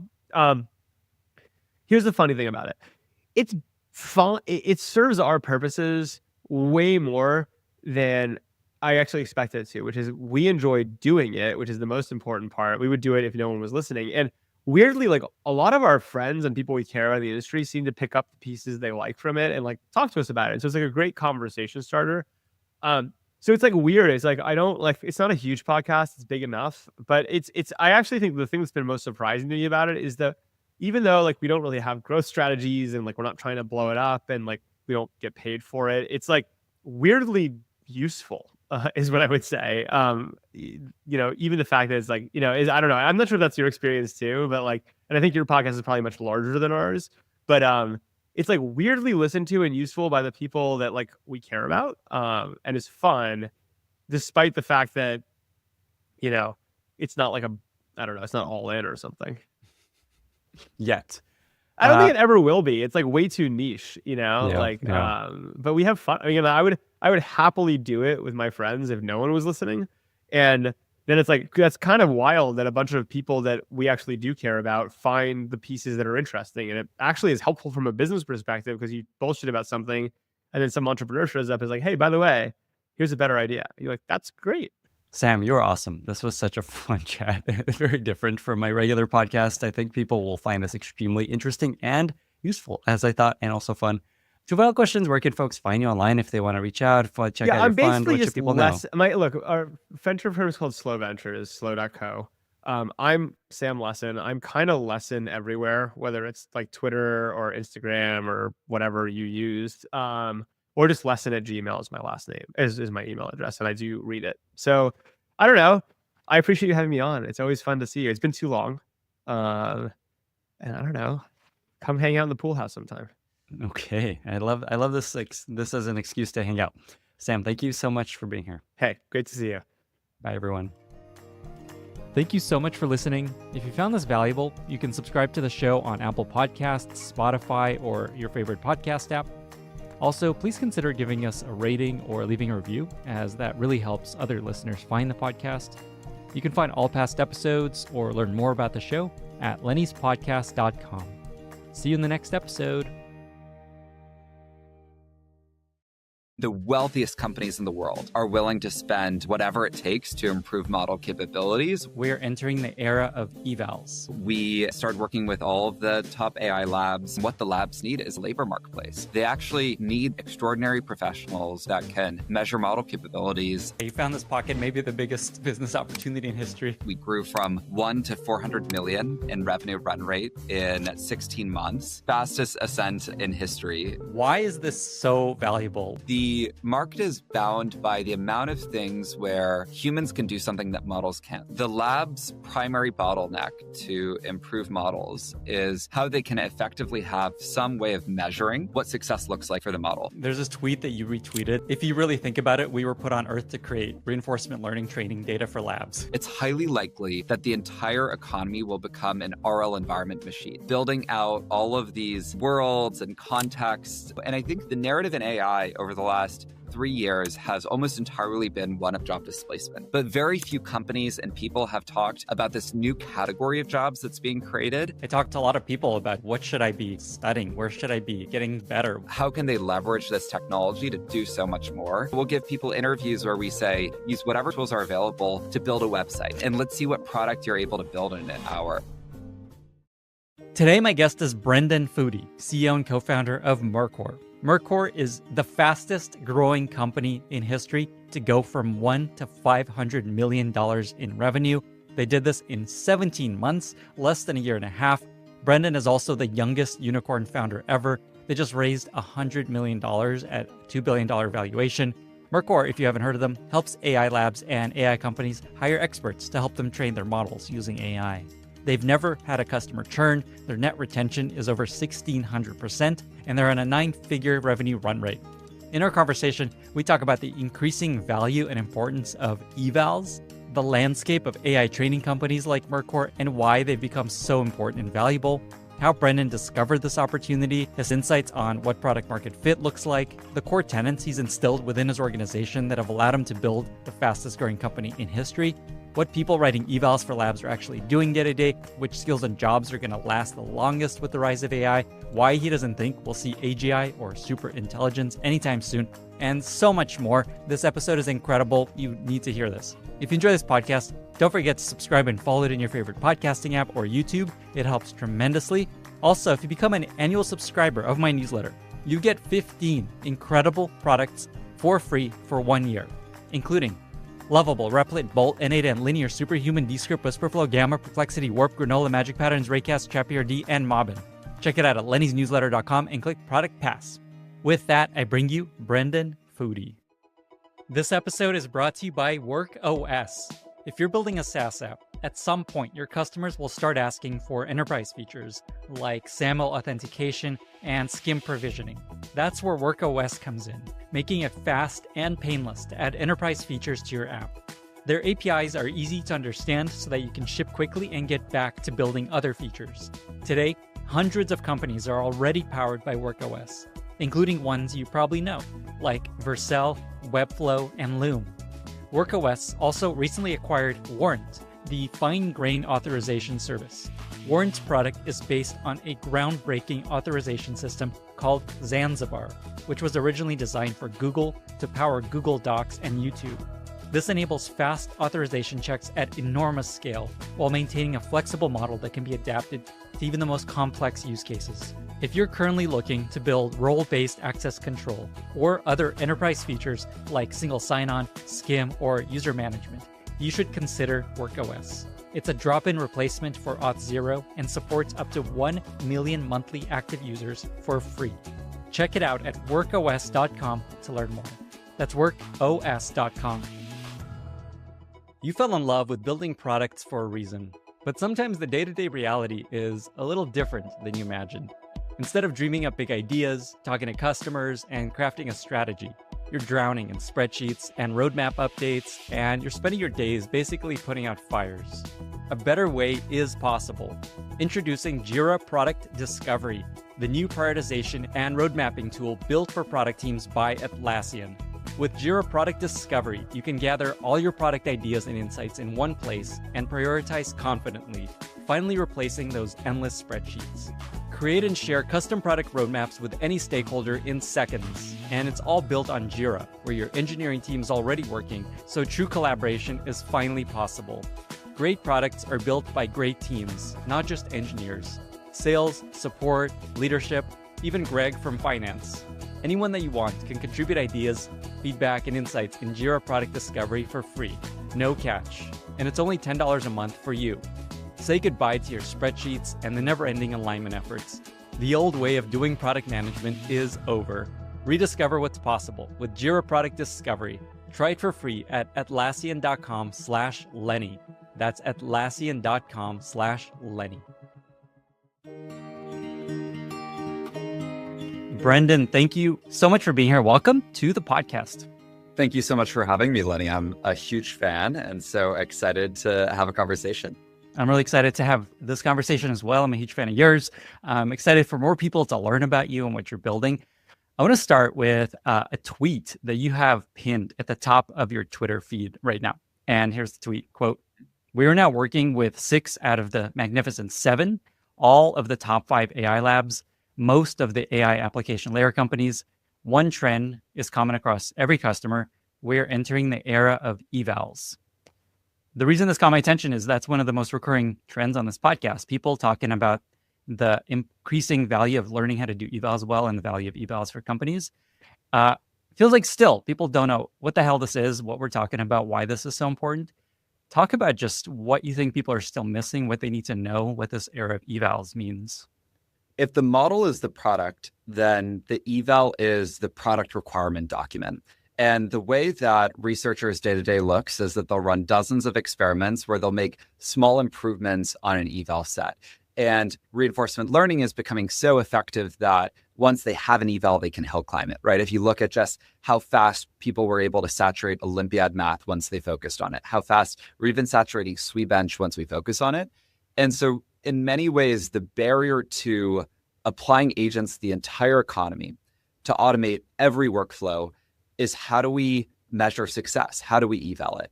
And write the PRDs for everything that we want agents to do, which Mercor is obviously a huge part of doing. So people hearing this are like, okay, shit, I got to really pay attention to this eval stuff. Any advice about learning how to do this well? What companies that are doing this well are doing differently? Like, help people get better at this thing. Yeah, I think that for enterprises especially, the core way to think about it is how can they build a test or a systematic way to measure how well AI automates their core value chain. So if it's an architecture firm that's producing, these like architecture diagrams of what they provide to their end customer, like how can they effectively measure that, right? And each company has its own value chain, or maybe a handful of them if it's a multi-product company, and just thinking about how they measure that is the prerequisite to really effectively applying AI throughout their entire business. I saw you talking about this on the No Priors podcast with Sarah and Elad, and I don't know if it was after this or before this, but Sarah tweeted evals equals your new marketing. What does that mean? What do you think she's saying there? Yeah, well, it ties to what I said earlier about how if the model is the product, evals are the PRD, but also subsequently the sales collateral, right? Because like evals are what you give to researchers to show them what they should be building and going on, but they're also the way that you demonstrate the efficacy of capabilities. And historically, everyone's been pointing to these academic evals of PhD level reasoning with GPQA, humanities last exam, or Olympiad math, but now it's moving towards the capabilities that people practically care about of how do we get models to automate the way that we build a software platform or automate the way that we do an investment banking analysis. And I think labs will increasingly use, labs as well as application layer companies will increasingly use evals to demonstrate the capabilities of their models and their products. Okay, so let's kind of build on this and zoom out a little bit and talk about the landscape of the market that you're in. And I was just reflecting on this as I was preparing for this conversation. If you think about the companies growing faster than any company's ever grown in history, there's essentially three buckets. There's the foundational model companies, there's vibe coding apps, Cursor and Lovable and Bolt and Replit and all these V0. And then there's data labeling data companies like you. So I've had the CEO of Handshake on the podcast. I have the CEO of Scale coming on. There's also Surge. There's you guys. Help us just understand the landscape of what this is all about, because I think people don't really know what the hell is going on and see all these companies growing like crazy. Yeah, I'll give a little bit of the origin story and Awesome. incorporate in that and how it sort of frames the landscape. Because when we started the company, I met my co-founders when we were 14 years old. We started the company together when we were 19. Initially, in January 2023, initially hiring people internationally, matching them with our friends, and automating all the processes of how we did that. So similar to how a human would review a resume, conduct an interview, and decide who to hire, we automated all of those processes with LLMs, bootstrapped the company to $1 million revenue run rate before we dropped out of college. And then a handful of other things happened, but we met OpenAI and we saw that there was this enormous transition in the human data market where it was moving away from this crowdsourcing problem of how do you find low and medium skilled people that can write barely grammatically correct sentences for early versions of LLMs, and moving towards this sourcing and vetting problem. How do we source and assess the best professionals, the experienced thing software engineers, the investment bankers and doctors and lawyers that can actually help to evaluate and interpret all of the capabilities that people want models to have. So from there, we started working with all of the top AI labs. We grew from 1 to 400 million in revenue run rate in 16 months. And it's been an extraordinary journey and super exciting. Okay, first of all, that is out of control. I don't know if people have understood. I think this is the first time you're sharing that number. I know recording this, you'll have announced it by now, but $1 to $400 million in revenue in 16 months. Exactly. So fastest ascent in history, which is an exciting statistic we're very proud of. Okay, so something big is happening here. Why is this so valuable? What is going on here? So it's just to try to summarize what you guys do simply is you help hire people for labs to help them train their models, and you help them find not just generalist labor, but experts, helping them with very specific gaps in the model's knowledge. Yeah, precisely. And so it really ties to your first question around the era of evals that's framing all of this, which is that the lab's primary bottleneck to being able to improve models is how they can effectively have some way of measuring what success looks like for the model, both to use it as the eval for the test that they're measuring their progress against, as well as the verifiers in an RL environment to then reward the model, improve capabilities, et cetera. And they need this across every domain for every capability that models don't know how to use. And the wealthiest companies in the world are willing to spend whatever it takes to improve model capabilities, where Mercor is sitting at the forefront and sort of the primary bottleneck. Okay, what are these people actually doing? So what's an example of a kind of person that is sought after? And then what are they doing, like sitting there at the computer? Effectively, the market is bound by the amount of things where humans can do something that models can't. So I'll make that very concrete. Say you have a model that you want to write like a red line for a contract in the way that a lawyer would, and it makes a handful of mistakes, misses a bunch of key points in doing so. What you could do is have a lawyer create a rubric, similar to how a professor might create a rubric to grade a deliverable for what are the things we want the model to be able to do. So it can effectively score that, right? Like, plus however much of it identifies this or, XYZ key point. And that's really the foundation to measuring what does progress look like for models? Is this model achieving the capabilities that these professionals want? As well as how do we use this as training data to reward and to reinforce a lot of the capabilities that people want models to achieve. Okay, so they're essentially writing evals, just to connect it back to original conversation. Exactly. Well, that's an interesting thing is everyone talks about RL environment. I feel like the two like hot button things are like RL environments and evals. But one thing like Andre Karpathy's tweeted out about a bunch is there's not actually a nuance. It's just in the data type. It's more just a different semantic way of what describing what it's being used for. But ultimately, it's just some stasis point for like, how do you measure what good looks like? And you can use that either as the benchmark to, the sales collateral, as Sarah was saying, to say, here is why our model is the best model in the world, and here's the capabilities that we've been working towards. Or you can use it on the post-training side to reward certain model trajectories and achieve those capabilities. Okay, so say this lawyer, so this person is writing, here's what a great red line contract looks like, and here's the rubric of what excellent is. And then are they also providing data, like actual examples of red line documents as a part of that?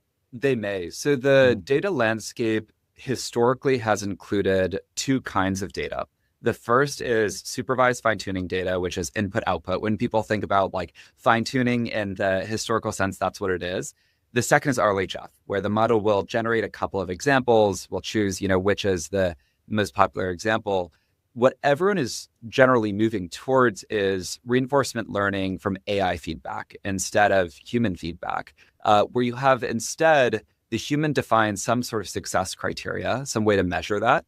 And examples in code, it could be a unit test, right? We can scalably measure success. In other domains, it could be a rubric. And then you use that to incentivize model capabilities.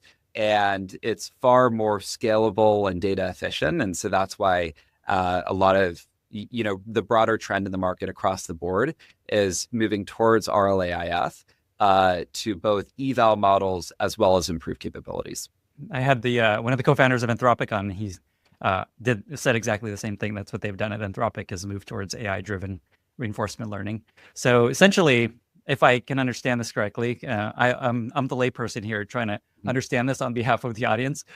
So essentially, a lawyer is like, here's what correct looks like for redlining, and then AI is just on its own, almost just like, here's all I'm going to try to get this.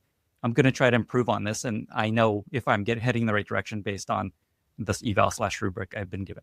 Exactly. Applying all of the criteria of what good looks like, similar to how, the TA might apply the professor's criteria of does the, student's response meet this criteria or this criteria plus however many points, et cetera. Awesome. Okay. Let me shift to talking about the broader labor market here. So there's kind of two parts to this question as we talk about this. One is just how long will we need to do this? Is there a point where we don't need, like you guys grew so incredibly fast. Is there a point of like, okay, we don't need humans we're tapped out. So let's start there and then I'll ask a broader question. So the key question is how long there's going to be things in the economy that humans can do that AI can't do. And I think there's certainly a bucket of people that say we're going to have super intelligence within 3 years and humans won't play a role in the economy. And that's one school of thought. Our perspective is very different. Our perspective is that these models are extraordinary and automating a lot of things very quickly, but there's a lot of things that they're horrible at. Like even still, it can't schedule time on my calendar. It can't draft emails for me. It can't use basic tools. And we need evals for everything. For everything that the models can't do, we need, evals for the tool use, evals for the long horizon reasoning. Like imagine in 10 years when we want models to be able to go out and build a startup for 30 days. Like we need evals for that to effectively reward it. And I think that road to improving models will last for as long as there is anything in the economy that humans can do, which models can't. And be a huge portion of what the future of work looks like. And so our mission is creating the future of work. And I think that this is a really exciting industry in giving us a glimpse into the direction that everything is headed towards. There's this tweet that you retweeted that I want to ask you about. Mm-hmm. If you really think about it, we were put on Earth to create reinforcement learning training data for labs. Yeah. What is that? What does that mean to you? What is that? What is this person implying? And it's basically what you're saying is we're just helping train models. It speaks to conversations I've had with a lot of researchers and executives at top labs, which is that it's highly likely that the entire economy will become an RL environment machine, building out all of these, worlds and contexts for us to then have, rubrics or other kinds of verifiers. And that is really exciting in so many ways. Because I think like let's draw an analog to other revolutions where when we had the Industrial Revolution, everyone was freaking out about losing their jobs, but there was this whole new class of jobs of how do we build the machines? How do we have knowledge work? How do we, create everything new? And I think that the narrative in AI over the last 3 years has almost entirely been one of job displacement, right? Sure, there's like ChatGPT is growing fast and it's very cool and everyone loves using it. But from an economic standpoint, people talking a lot about job displacement.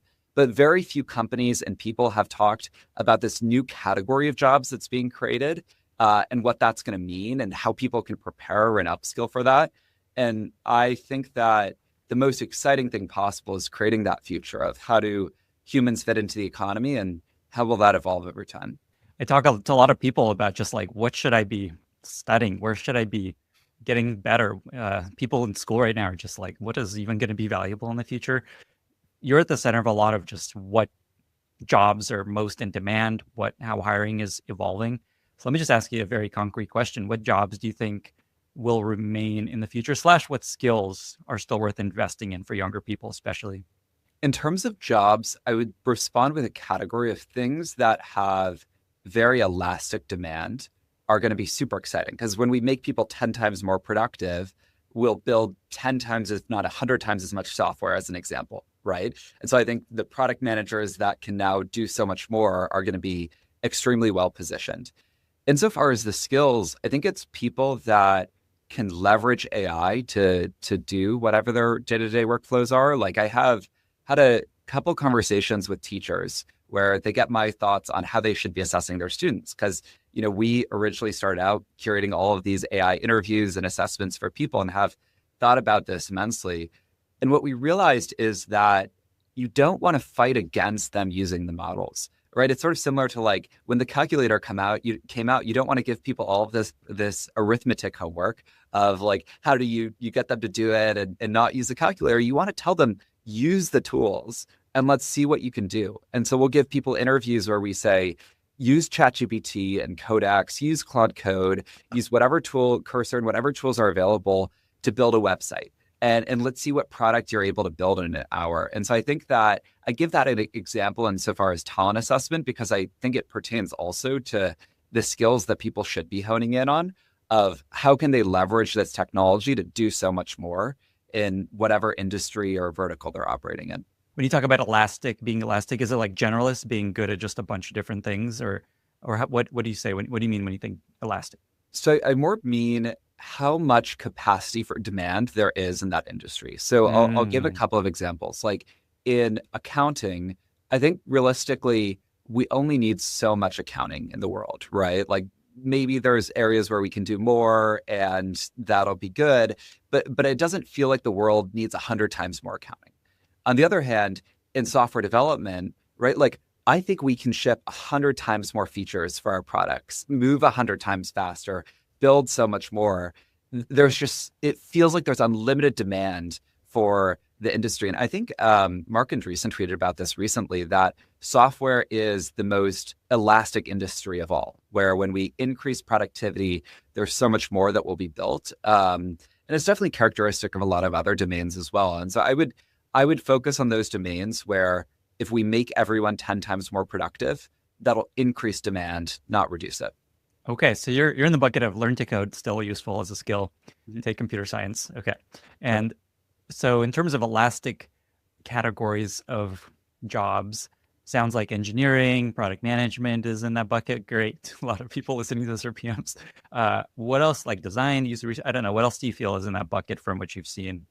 Yeah, I think that there's a lot of things, or the whole value chain of building companies has a lot of these like variable costs, even large portions of like operations or consulting, right? Like imagine if we could have 10 times as many McKinsey consultants, what would be possible insofar as the research we could do, the analysis, et cetera.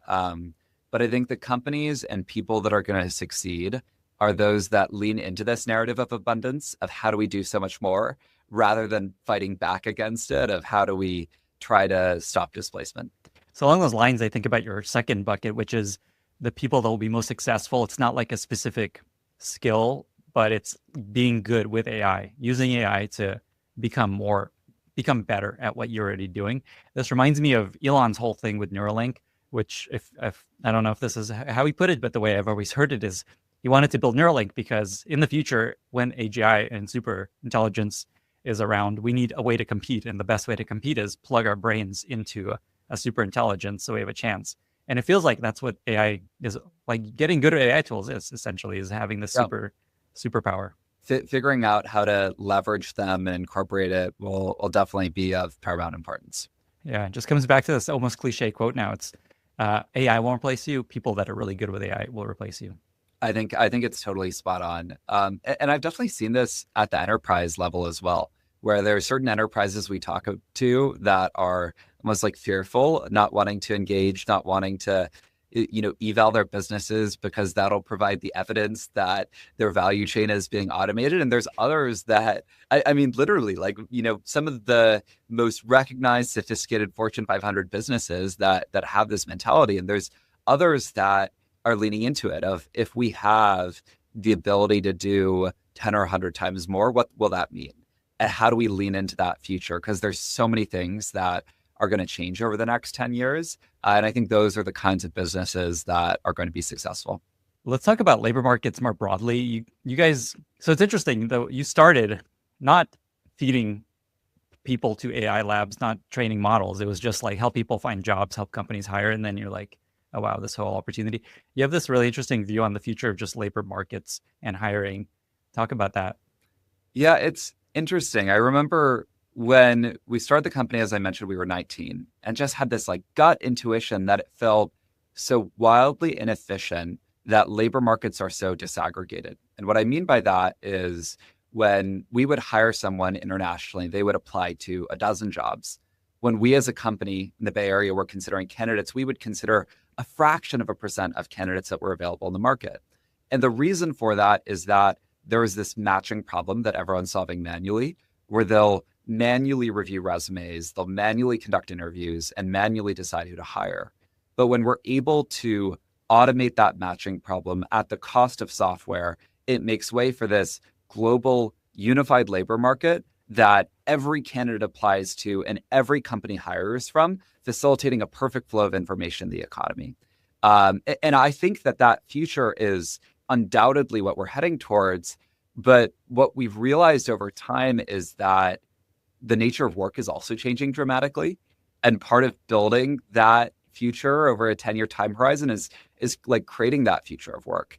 And all of the more tactical things we do and building these incredible data sets across evals and RL environments for our customers. The way that what I've seen in how hiring has changed, I'm doing research on this with a partner, Gnome. It's so much easier to apply for companies that everyone's just applying now to hundreds of companies. AI is just making it easy to adjust their resumes and cover letters and make it feel like, oh, I applied to Workhorse very specifically, but it was one of 100 places. And then on the flip side, hiring managers are getting flooded with applications. And so now they need AI to filter. So even if we didn't want to get to this place, we're almost being pushed into this direction of so much volume on both sides. We need something really smart at filtering and helping us hire and select. And this is exactly what you guys have been building for a long time. Precisely. Yeah. And the fascinating thing, like a lot of people ask, do we think about ourselves as a labor marketplace, or do we think about ourselves as a data company? And I think that the reason it's an interesting question is our realization from what the labs need is that they actually need a labor marketplace. They actually need these exceptionally high caliber people. And of course, we'll layer on some project management and some software platform associated with it. But the really core thing that they want is, how do they find these extraordinary professionals across all of these different domains that can measure model capabilities and work to build that future of work together? This episode is brought to you by Interpret. Interpret is a customer intelligence platform used by leading CX and product orgs like Canva, Notion, Perplexity, Strava, Hinge, and Linear to leverage the voice of the customer and build best-in-class products. Interpret unifies all customer conversations in real time, from Gong recordings to Zendesk tickets to Twitter threads, and makes it available for your team for analysis and for action. What makes Interpret unique is its ability to build and update a customer-specific knowledge graph that provides the most granular and accurate categorization of all customer feedback and connects that customer feedback to critical metrics like revenue and CSAT. If modernizing your voice of customer program to a generational upgrade is a 2025 priority, like customer-centric industry leaders like Canva, Notion, Perplexity, and Linear, reach out to the team at interpret.com/Lenny. That's ENTERPRET.com/Lenny. Going back to just how this all works and what you guys do for models, I was talking to a friend who had an ankle sprain, or his foot was hurting, and he got an x-ray, and he fed the x-ray into ChatGPT and then asked him, like, give me this specific x-ray. And he's like, okay, sure. And then it gave him, here's what you have. And he was talking to me, he's like, what is out there on the internet to train this model to know this stuff? And I was like, no, it's actually somebody sitting there helping the model understand this once they recognize it doesn't fully understand this. Like, humans are actually helping them learn these things. Exactly. Well, so the way it works, at least what most people's understanding is, there's a lot of complexity in how the models work, is that pre-training gets a lot of the knowledge into the model of what are all the different things it's sort of seen in the world.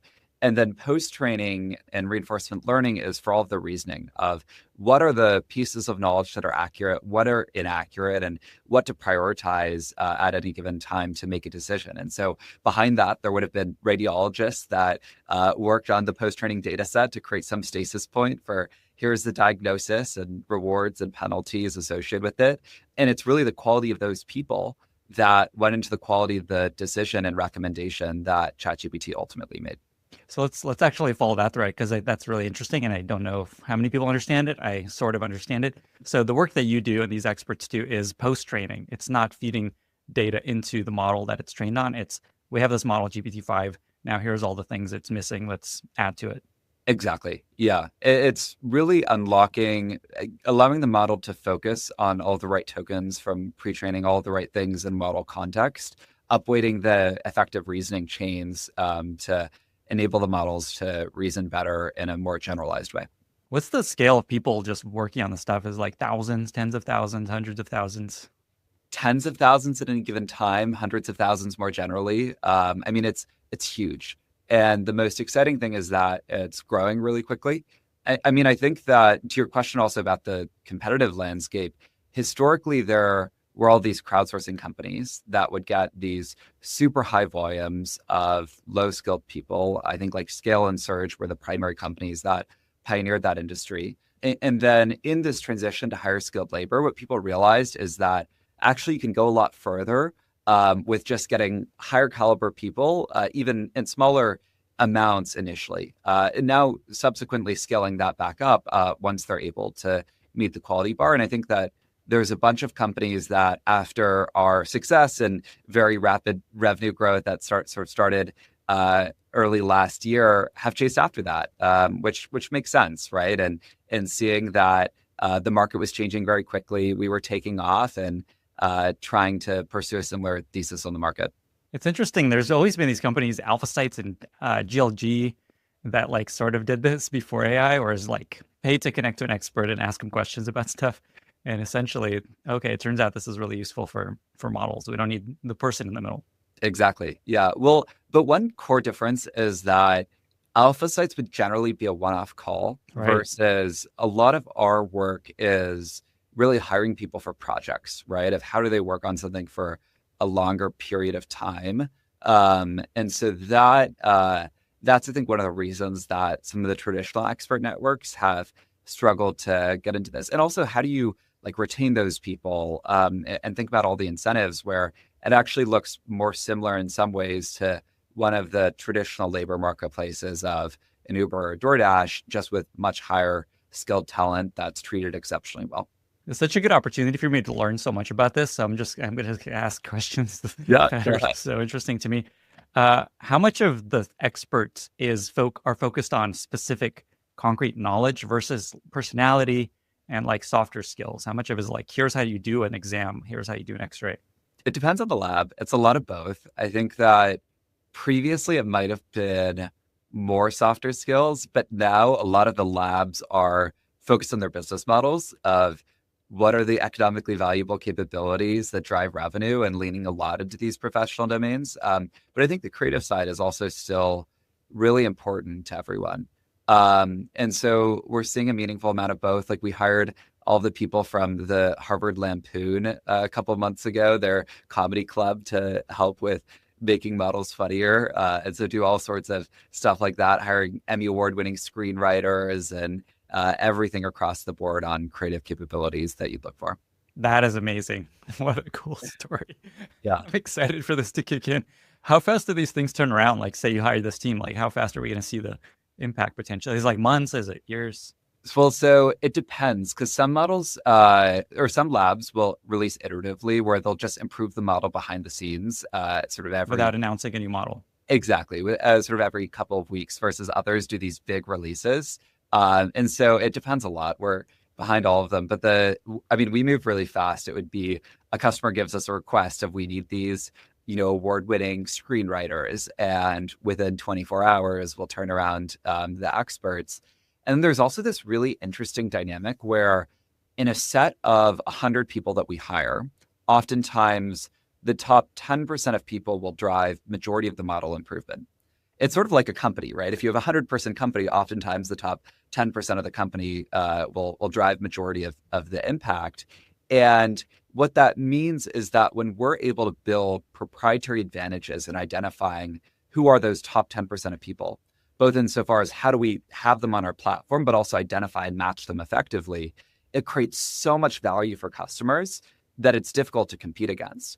And so it really does tie back to the founding thesis of the company, which is like, how do we find these extraordinary people and identify them so that we can reliably deliver these top 10% or top 10x experiences for our customers? So on that, so is the idea you hire Jane, she's incredible at coding, and she now works for Anthropic, and that's her full-time job doing this? Or is this like a part-time thing? Is this a project thing mostly? It would sometimes be part-time, sometimes it would be full-time. I would say most often it's part-time, where it's like, someone might work at a FANG company where they're underemployed, maybe one of the ones that's moving slower, where they have an extra 20 hours a week, and then they're able to do this on the side, or whatever the equivalent is, sort of across a bunch of different industries. But we also do a lot of 40-hour a week roles as well. And how much are they making? Is it like meaningful enough for a FANG engineer to spend time on this? Yeah, very meaningful. I mean, so our median pay rate in the marketplace is $95 an hour, but it can flex up into like $500 an hour, based on the depth of someone's expertise. And one thing that highlights this difference relative to a lot of the crowdsourcing companies is if you look at the economics of the crowdsourcing companies, oftentimes they would pay like $30 an hour to talent as sort of the average. And so think about the, people that you can hire, the undergrads for $30 an hour versus the, Goldman bankers, the McKinsey analysts, the FANG software engineers. And ultimately it comes down to what are the capabilities that labs want their models to have. And it much more falls in the latter bucket than the former one. I know there's only so much you can talk about with this stuff, but so Anthropic Claude has been so good at coding, so much better historically than other models. I also use it for writing, giving feedback on writing. What is it that allowed them to get so good at this and continue to be so good at this? Well, I can't go too much into detail about customer work, but I think that it's this trend of reinforcement learning and being very thoughtful about defining the right rewards that we're really seeing across the board, and how we can, mitigate reward hacking, set up the right rewards. That's super impactful. Evals again. Evals is all you need. Back to evals. Yeah. One of my favorite quotes from customers is that models are only as good as their evals, which has always held true. I think Greg Brockman tweeted this once. Evals are all you need. Yeah, no, truly. Let's talk about Mercor a little bit more. One of the I believe the data tells us it's the fastest growing company in history. Yeah. I want to understand what you did to make this happen. So let me just ask, what do you think are some of the core tenets of how you built Mercor that most contributed to being this successful? I think the most important thing is looking at the leading indicators in fast moving markets. Like I remember when I used to think, everyone in venture talks about the why now. And I used to think about the why now of how, from a product standpoint, less from a market standpoint, of like, now we can automate the way that we review resumes or the way that we conduct interviews, et cetera. But ultimately, like, there is this legacy market that's, has all these incumbents and is relatively stagnant. What matters a ton is actually figuring out what are the new markets, the new pockets of demand that are changing very quickly, where the wealthiest customers in the world are willing to pay whatever it takes to improve model capabilities. And how do we focus on the leading indicators of those markets to make sure that we have the best solution for the flagship customers, in the market, and optimize everything around that. And that's what I've found has been most impactful in building the business. I think that's one thing, is like leading indicators in markets. If I had to choose another, it's customer obsession. Like we have had we're starting to like have a couple of product managers help out with go to market, but like for the last year and a half of the business, we've had no one in sales and marketing. And so we're sort of like immature from a sales and marketing standpoint, because we focused 100% of company resources on how do we build great products and experiences for our customers. Just getting word of mouth, the people that have worked with us at other businesses want to keep working with us, and leaning into creating those great experiences. And so that's where I spend all my time. And I think that some founders can get caught up in like, how do they get really good at marketing before they've figured out the thing that really drives a lot of customer love, and creates the 6-star experiences that you're used to building. I want to go back to that first point, which is like, okay, you found this pocket, maybe the biggest business opportunity in history.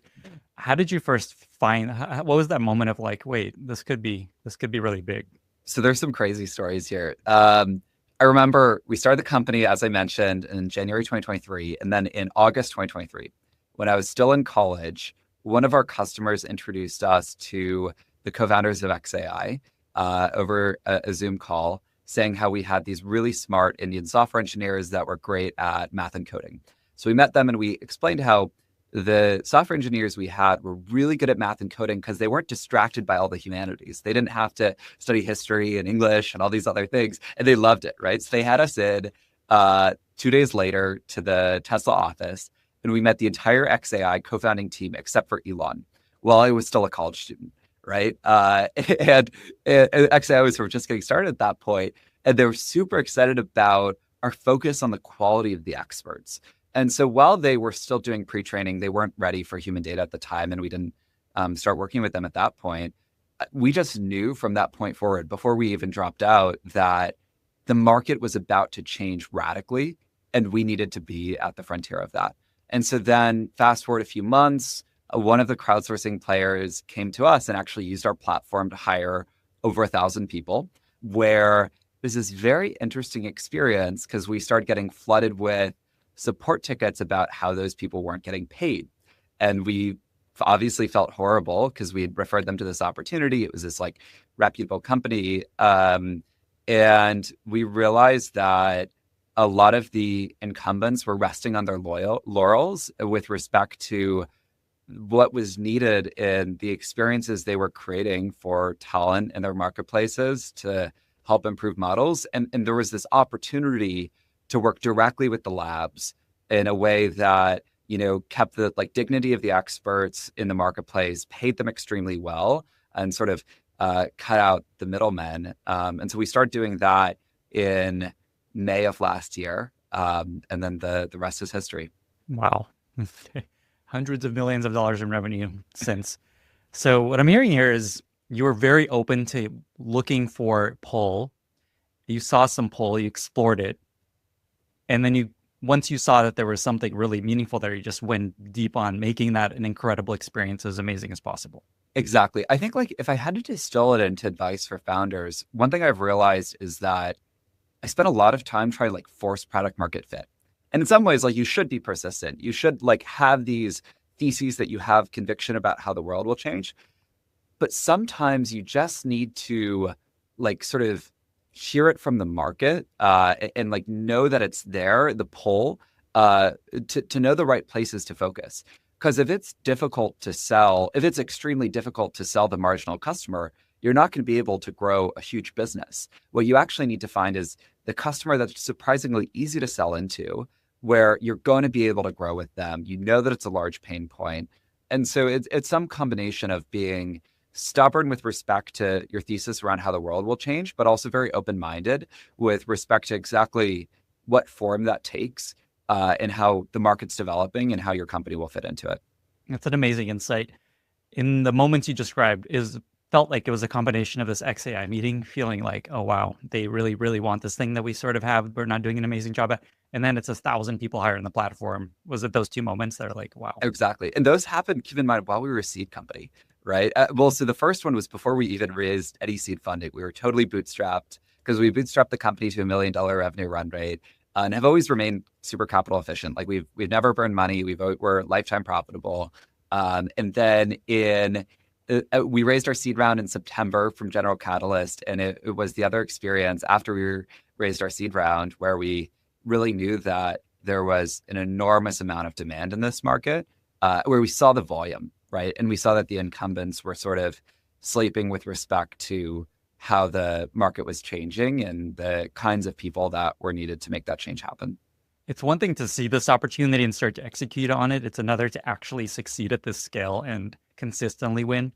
You guys have very specific values within the business. Talk about those. It feels like that's a big part of your success too. It totally is. So I'll give the three and maybe a brief story associated with each of them. So the first one is having a can-do attitude, which everyone gives me a little bit of a hard time for because it's sort of a funny saying, but we've always set these ridiculously ambitious goals, and then somehow the trajectory of the company forms around those goals. Where I remember when we were talking to Benchmark before they led our Series A, we were at 1.5 million in run rate. And I said we'd be at 50 million in run rate by the end of the year. And they said we were absolutely insane, right? As anyone anyone would. And plus or minus 2 weeks, we hit it, right? And then we've now well blown past, the tracking to 500 million in run rate, which was initially our goal for this year. So setting these incredibly ambitious goals with respect to the revenue scale of the business, the caliber of experiences for talent, all those dimensions is super important to first have a can-do attitude. The second thing is really high standards, which is who we hire and what we expect of them.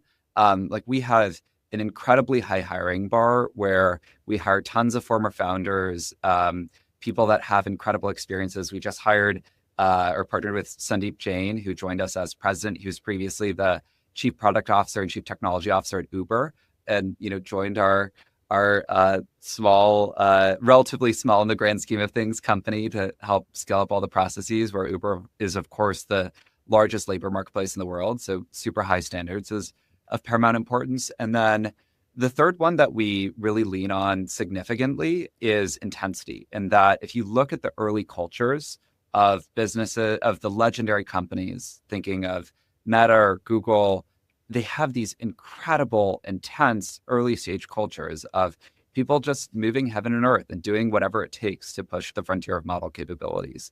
And so still very much output oriented of what do people achieve rather than input oriented of the specific hours they work, but recognizing that it takes a lot to build a legendary business. And that's ultimately what we're optimizing for. I could see why this works. Can-do attitude plus high standards plus intensity. I could see how that leads to success. There's a lot of talk these days about this 699 culture, working 6 days a week, 9 a.m. to 9 p.m. A lot of people are like, why? That's terrible. Why would you make people do that? But at the same time, I'm just constantly hearing this from the most successful AI companies. This is just the way it is to be successful. Things are moving so fast. This is an opportunity you'll never see again. Just talk about your thoughts on that. Yeah, well, to clarify, we've never mandated hours. It's more been a byproduct of people that care a lot, where we care a lot about the trajectory of the business. And so a lot of people come into the office and stay late, but if they need to leave early and get dinner with their kids or, travel on the weekend, of course, that's totally fine. And for us, it's much more about finding people who have a lot of ownership and are really bought in. Less so about the specific hours in the office, even though we found that oftentimes it's the people that are most bought in, not always, but oftentimes it's the people that are most bought in that, sort of burn the midnight oil with us.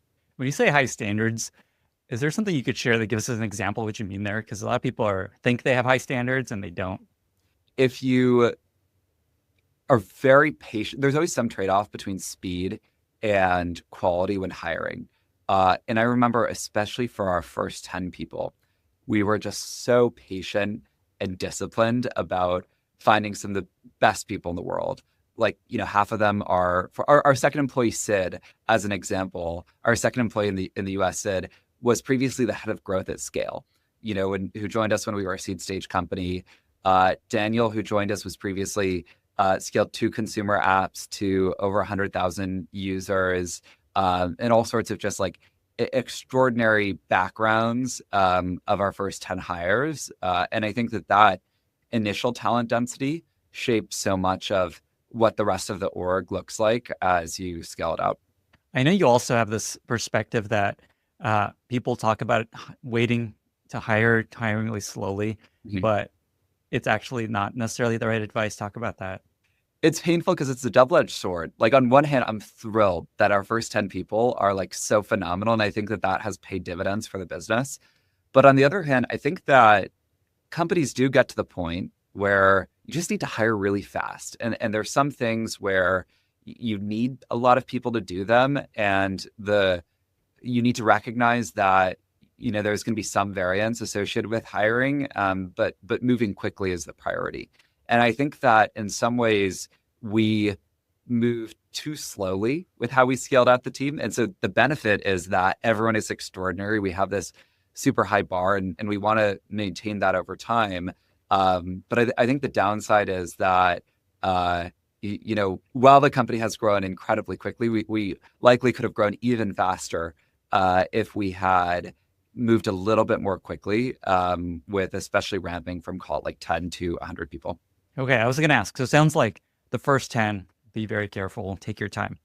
10 to 100, maybe speed up a bit. Yes, though I wouldn't say it's necessarily 10. It's determined by the point where you know it's really working. And that's, I know that's still not like a bright line, but it's like once you know that there's so much more demand than you can handle, that's when you want to step on the gas and optimize for speed in a lot of ways. But I think especially until then, it's important to be patient, be disciplined, get the best people is always important. But speed becomes more important once you find the market opportunity, the market vacuum. I know you've started a couple companies in the past, much smaller scale. In this new role as CEO of this massive hypergrowth company, what surprised you most about where you spend the time most, or just what the role involves? Because a lot of people want to start companies, dream about being in your shoes. What are they maybe not understanding about where a lot of your time goes? Yeah, it's actually not too surprising. Like the top two buckets are always working on hiring and time with customers. How do I really deeply understand what customers need and how we can support them? And then how do I build the team and a lot of the processes around that?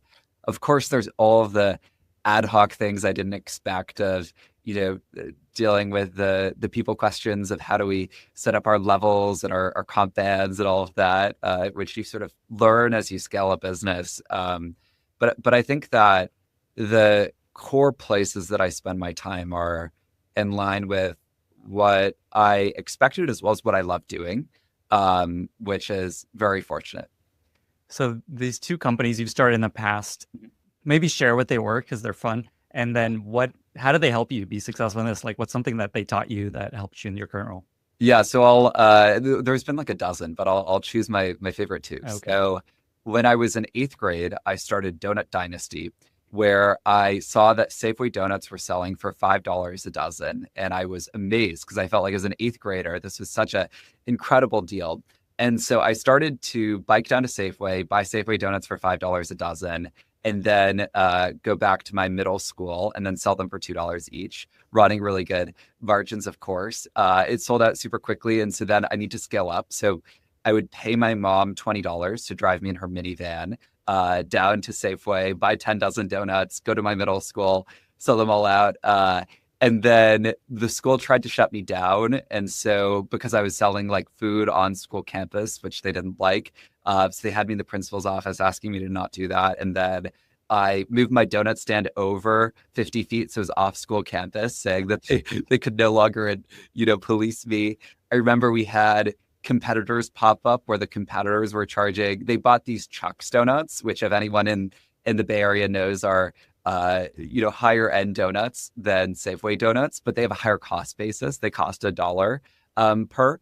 And so I dropped my prices to $1 for 2 weeks to run them out of business before I knew what anti-competitive practices were. And I'd hire all my friends, paying my friends in donuts because they perceived the donuts as $2 each, where they could sell them throughout the school, and I could have a lower cost basis on them. So I had all of these like fun experiences in selling donuts. And then I could talk more about my high school business as well, which was more significant scale. But I think the takeaway from that was just like, you can just do things. Like so many people have ideas, but the barrier to more companies being built, I think, is just initiative and taking the steps to build the product or experience that customers want, and investing the time and the ambition to scale that up. And so I think it was really getting reps of that that enabled me to realize that I should do it later on at a much larger scale.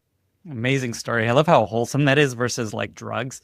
Selling Well, donuts. then my mom was very worried. She was like, "Oh, is there any pot in these donuts?" I was like, "No, Mom, I assure you, these are pure donuts." I love that you paid your mom $20 to try. Yeah, well, she was adamant. It couldn't be, a handout that she was taking her time to drive me. So she needed to make a little bit of money off of it. We haggled over her title where eventually she wanted to be head of global operations, which we found very entertaining. I hope that's on her LinkedIn. Not yet. Maybe she'll have to add it. And so you said that you've started a dozen companies. Yeah. Wow. Okay. Well, a dozen projects, but I think it was that and then my AWS company were the two that I sort of scaled up. What's the story behind Mercor as the name? Mercor means marketplace in Latin, or to buy, sell, trade. And we want to build the largest marketplace in the world, the marketplace for how everyone finds jobs. And that was really the draw to it. Okay, maybe a last question. This is going back to earlier in discussion because it's something I've been thinking about as we're talking. There's been this shift from data as kind of the fuel for models, and now it's experts. Do you think there's a next step, or is this just like will take us to AGI superintelligence? I don't think it's necessarily changing from data to experts. It's more just the paradigm of realizing that labs need this close collaboration with experts to help understand what are the evals that they're building and how can they push the frontier. But I think it's very clear that evals are evergreen, that so long as we want to improve models, we'll need experts to create evals for them and to create the post-training data for them to learn those capabilities.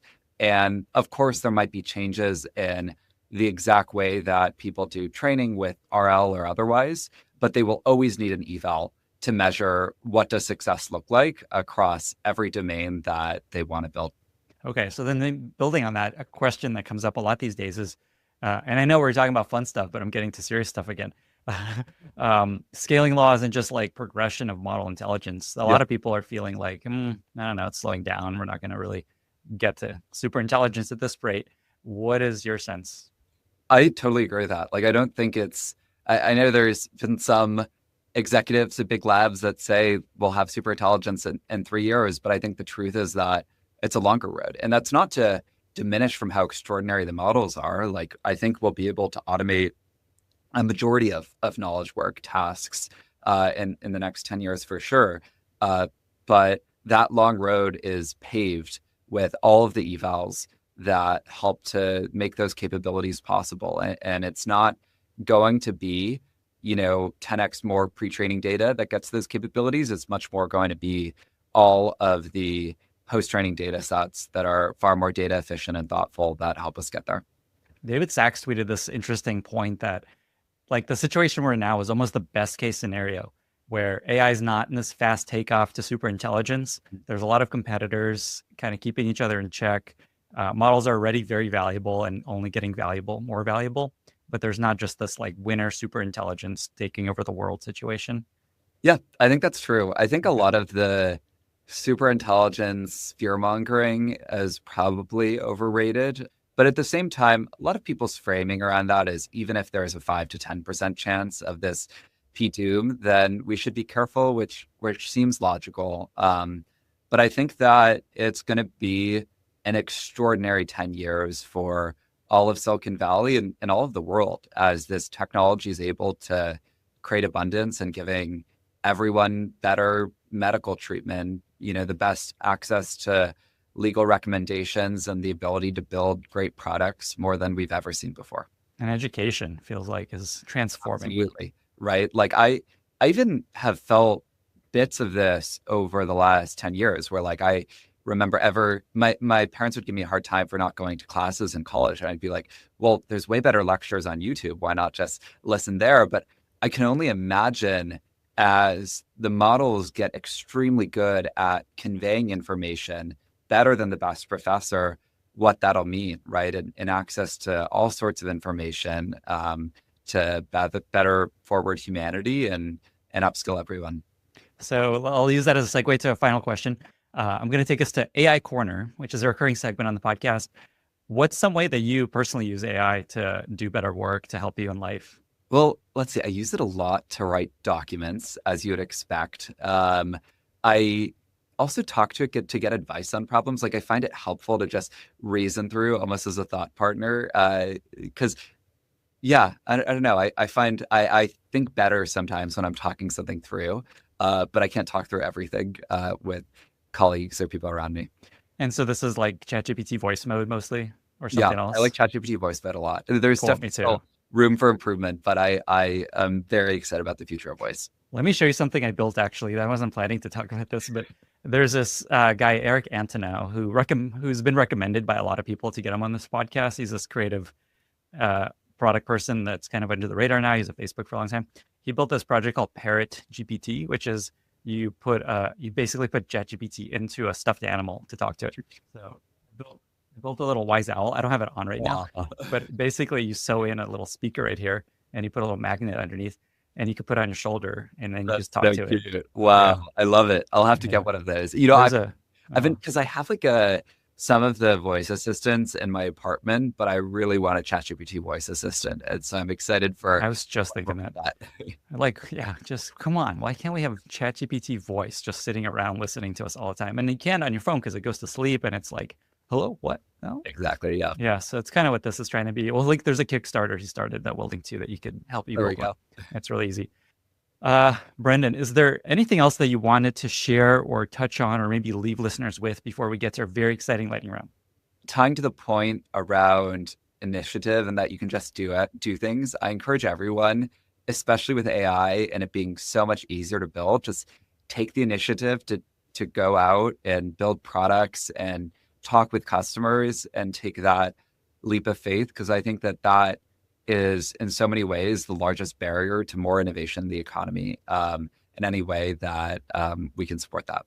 Yeah, there's so many people that just let's not bash the podcast, but just listen to podcasts, read posts, just keep reading and listening and don't do anything with that information. And there's never been an easier time to actually build stuff and try stuff. Totally. So definitely take that advice. Just you can do things. You can move your donut stand 50 feet and get out of their jurisdiction. Yeah. Okay, Brendan, with that, we've reached our very exciting lightning round. I've got 5 questions for you. Are you ready? All set. What are 2 or 3 books that you find yourself recommending most to other people? Let's see. I would say in order, High Output Management is a phenomenal book on running companies. Second is 0 to 1, which of course is a classic. And then third is Shoe Dog, where I just find it to be a really inspirational story. What is a recent movie or TV show you've really enjoyed? I really liked Oppenheimer. My favorite TV show of all time is Suits. So I know not recent, but if I had to choose a recent one, probably Oppenheimer. Very cool. Suits, first time someone's mentioned that. Favorite product you recently discovered that you really love? I love using Codex, like the new version. I know it's sort of new in terms of version. Yeah, I think it's incredible and just a huge improvement. So yeah. Do you have a life motto that you find yourself coming back to, sharing with folks, finding useful in work or in life? I think it's, you can just do stuff, what we were talking about earlier. Take the leap of faith. I thought you were going to say can do, which is in your Twitter profile. Can do as well, yeah. 2 great ones. Final question. So we were chatting before this about things that we could talk about, and you shared this interesting thing that you haven't shared anywhere else, which is that you're dyslexic. Mm-hmm. Yep. Why don't you share that with folks? And just how do you get around that, having built the fastest growing company in history? I don't hide it at all. Like, I think a lot of my colleagues know. And I think on one hand, it definitely makes it difficult to go through 1,000 emails a day or read every document that I'm supposed to. But on the other hand, I feel like it helps me to think a little bit differently, to be more creative and perhaps see the ways that markets are changing that not everyone sees. And so it's turned out okay so far. And so, I try to, I think one thing it's helped me realize from a management standpoint is that we focus much more on how we can leverage people's strengths rather than helping to improve weaknesses. Because there's some things that I'm not great at and I'll never be the best in the world at. And there's others that I can hopefully refine and strive to be. That's such a also recurring theme on this podcast of just focusing on strengths and not focusing over all your focus on weaknesses. Brendan, this was incredible. I learned so much. I have a billion more questions, but you got shit to do. 2 final questions. What should people know about what you're doing and roles you're hiring for? And then how can listeners be useful to you? Absolutely. We're hiring a ton across the board on our team. We're hiring strategic project leads on our operations team, software engineers on our engineering team, as well as researchers. And so please go to mercor.com and we would love to work with you. And that's the largest way that you can help us. Share it with your friends as well. Over half of people in our marketplace come from referrals because we have a platform of people that love us. And so any jobs that you want to apply to or send your friends to. We would love to have you. Brandon, thank you so much for joining me. Thank you for having me. Bye, everyone. Thank you so much for listening. If you found this valuable, you can subscribe to the show on Apple Podcasts, Spotify, or your favorite podcast app. Also, please consider giving us a rating or leaving a review, as that really helps other listeners find the podcast. You can find all past episodes or learn more about the show at lennyspodcast.com. See you in the next episode.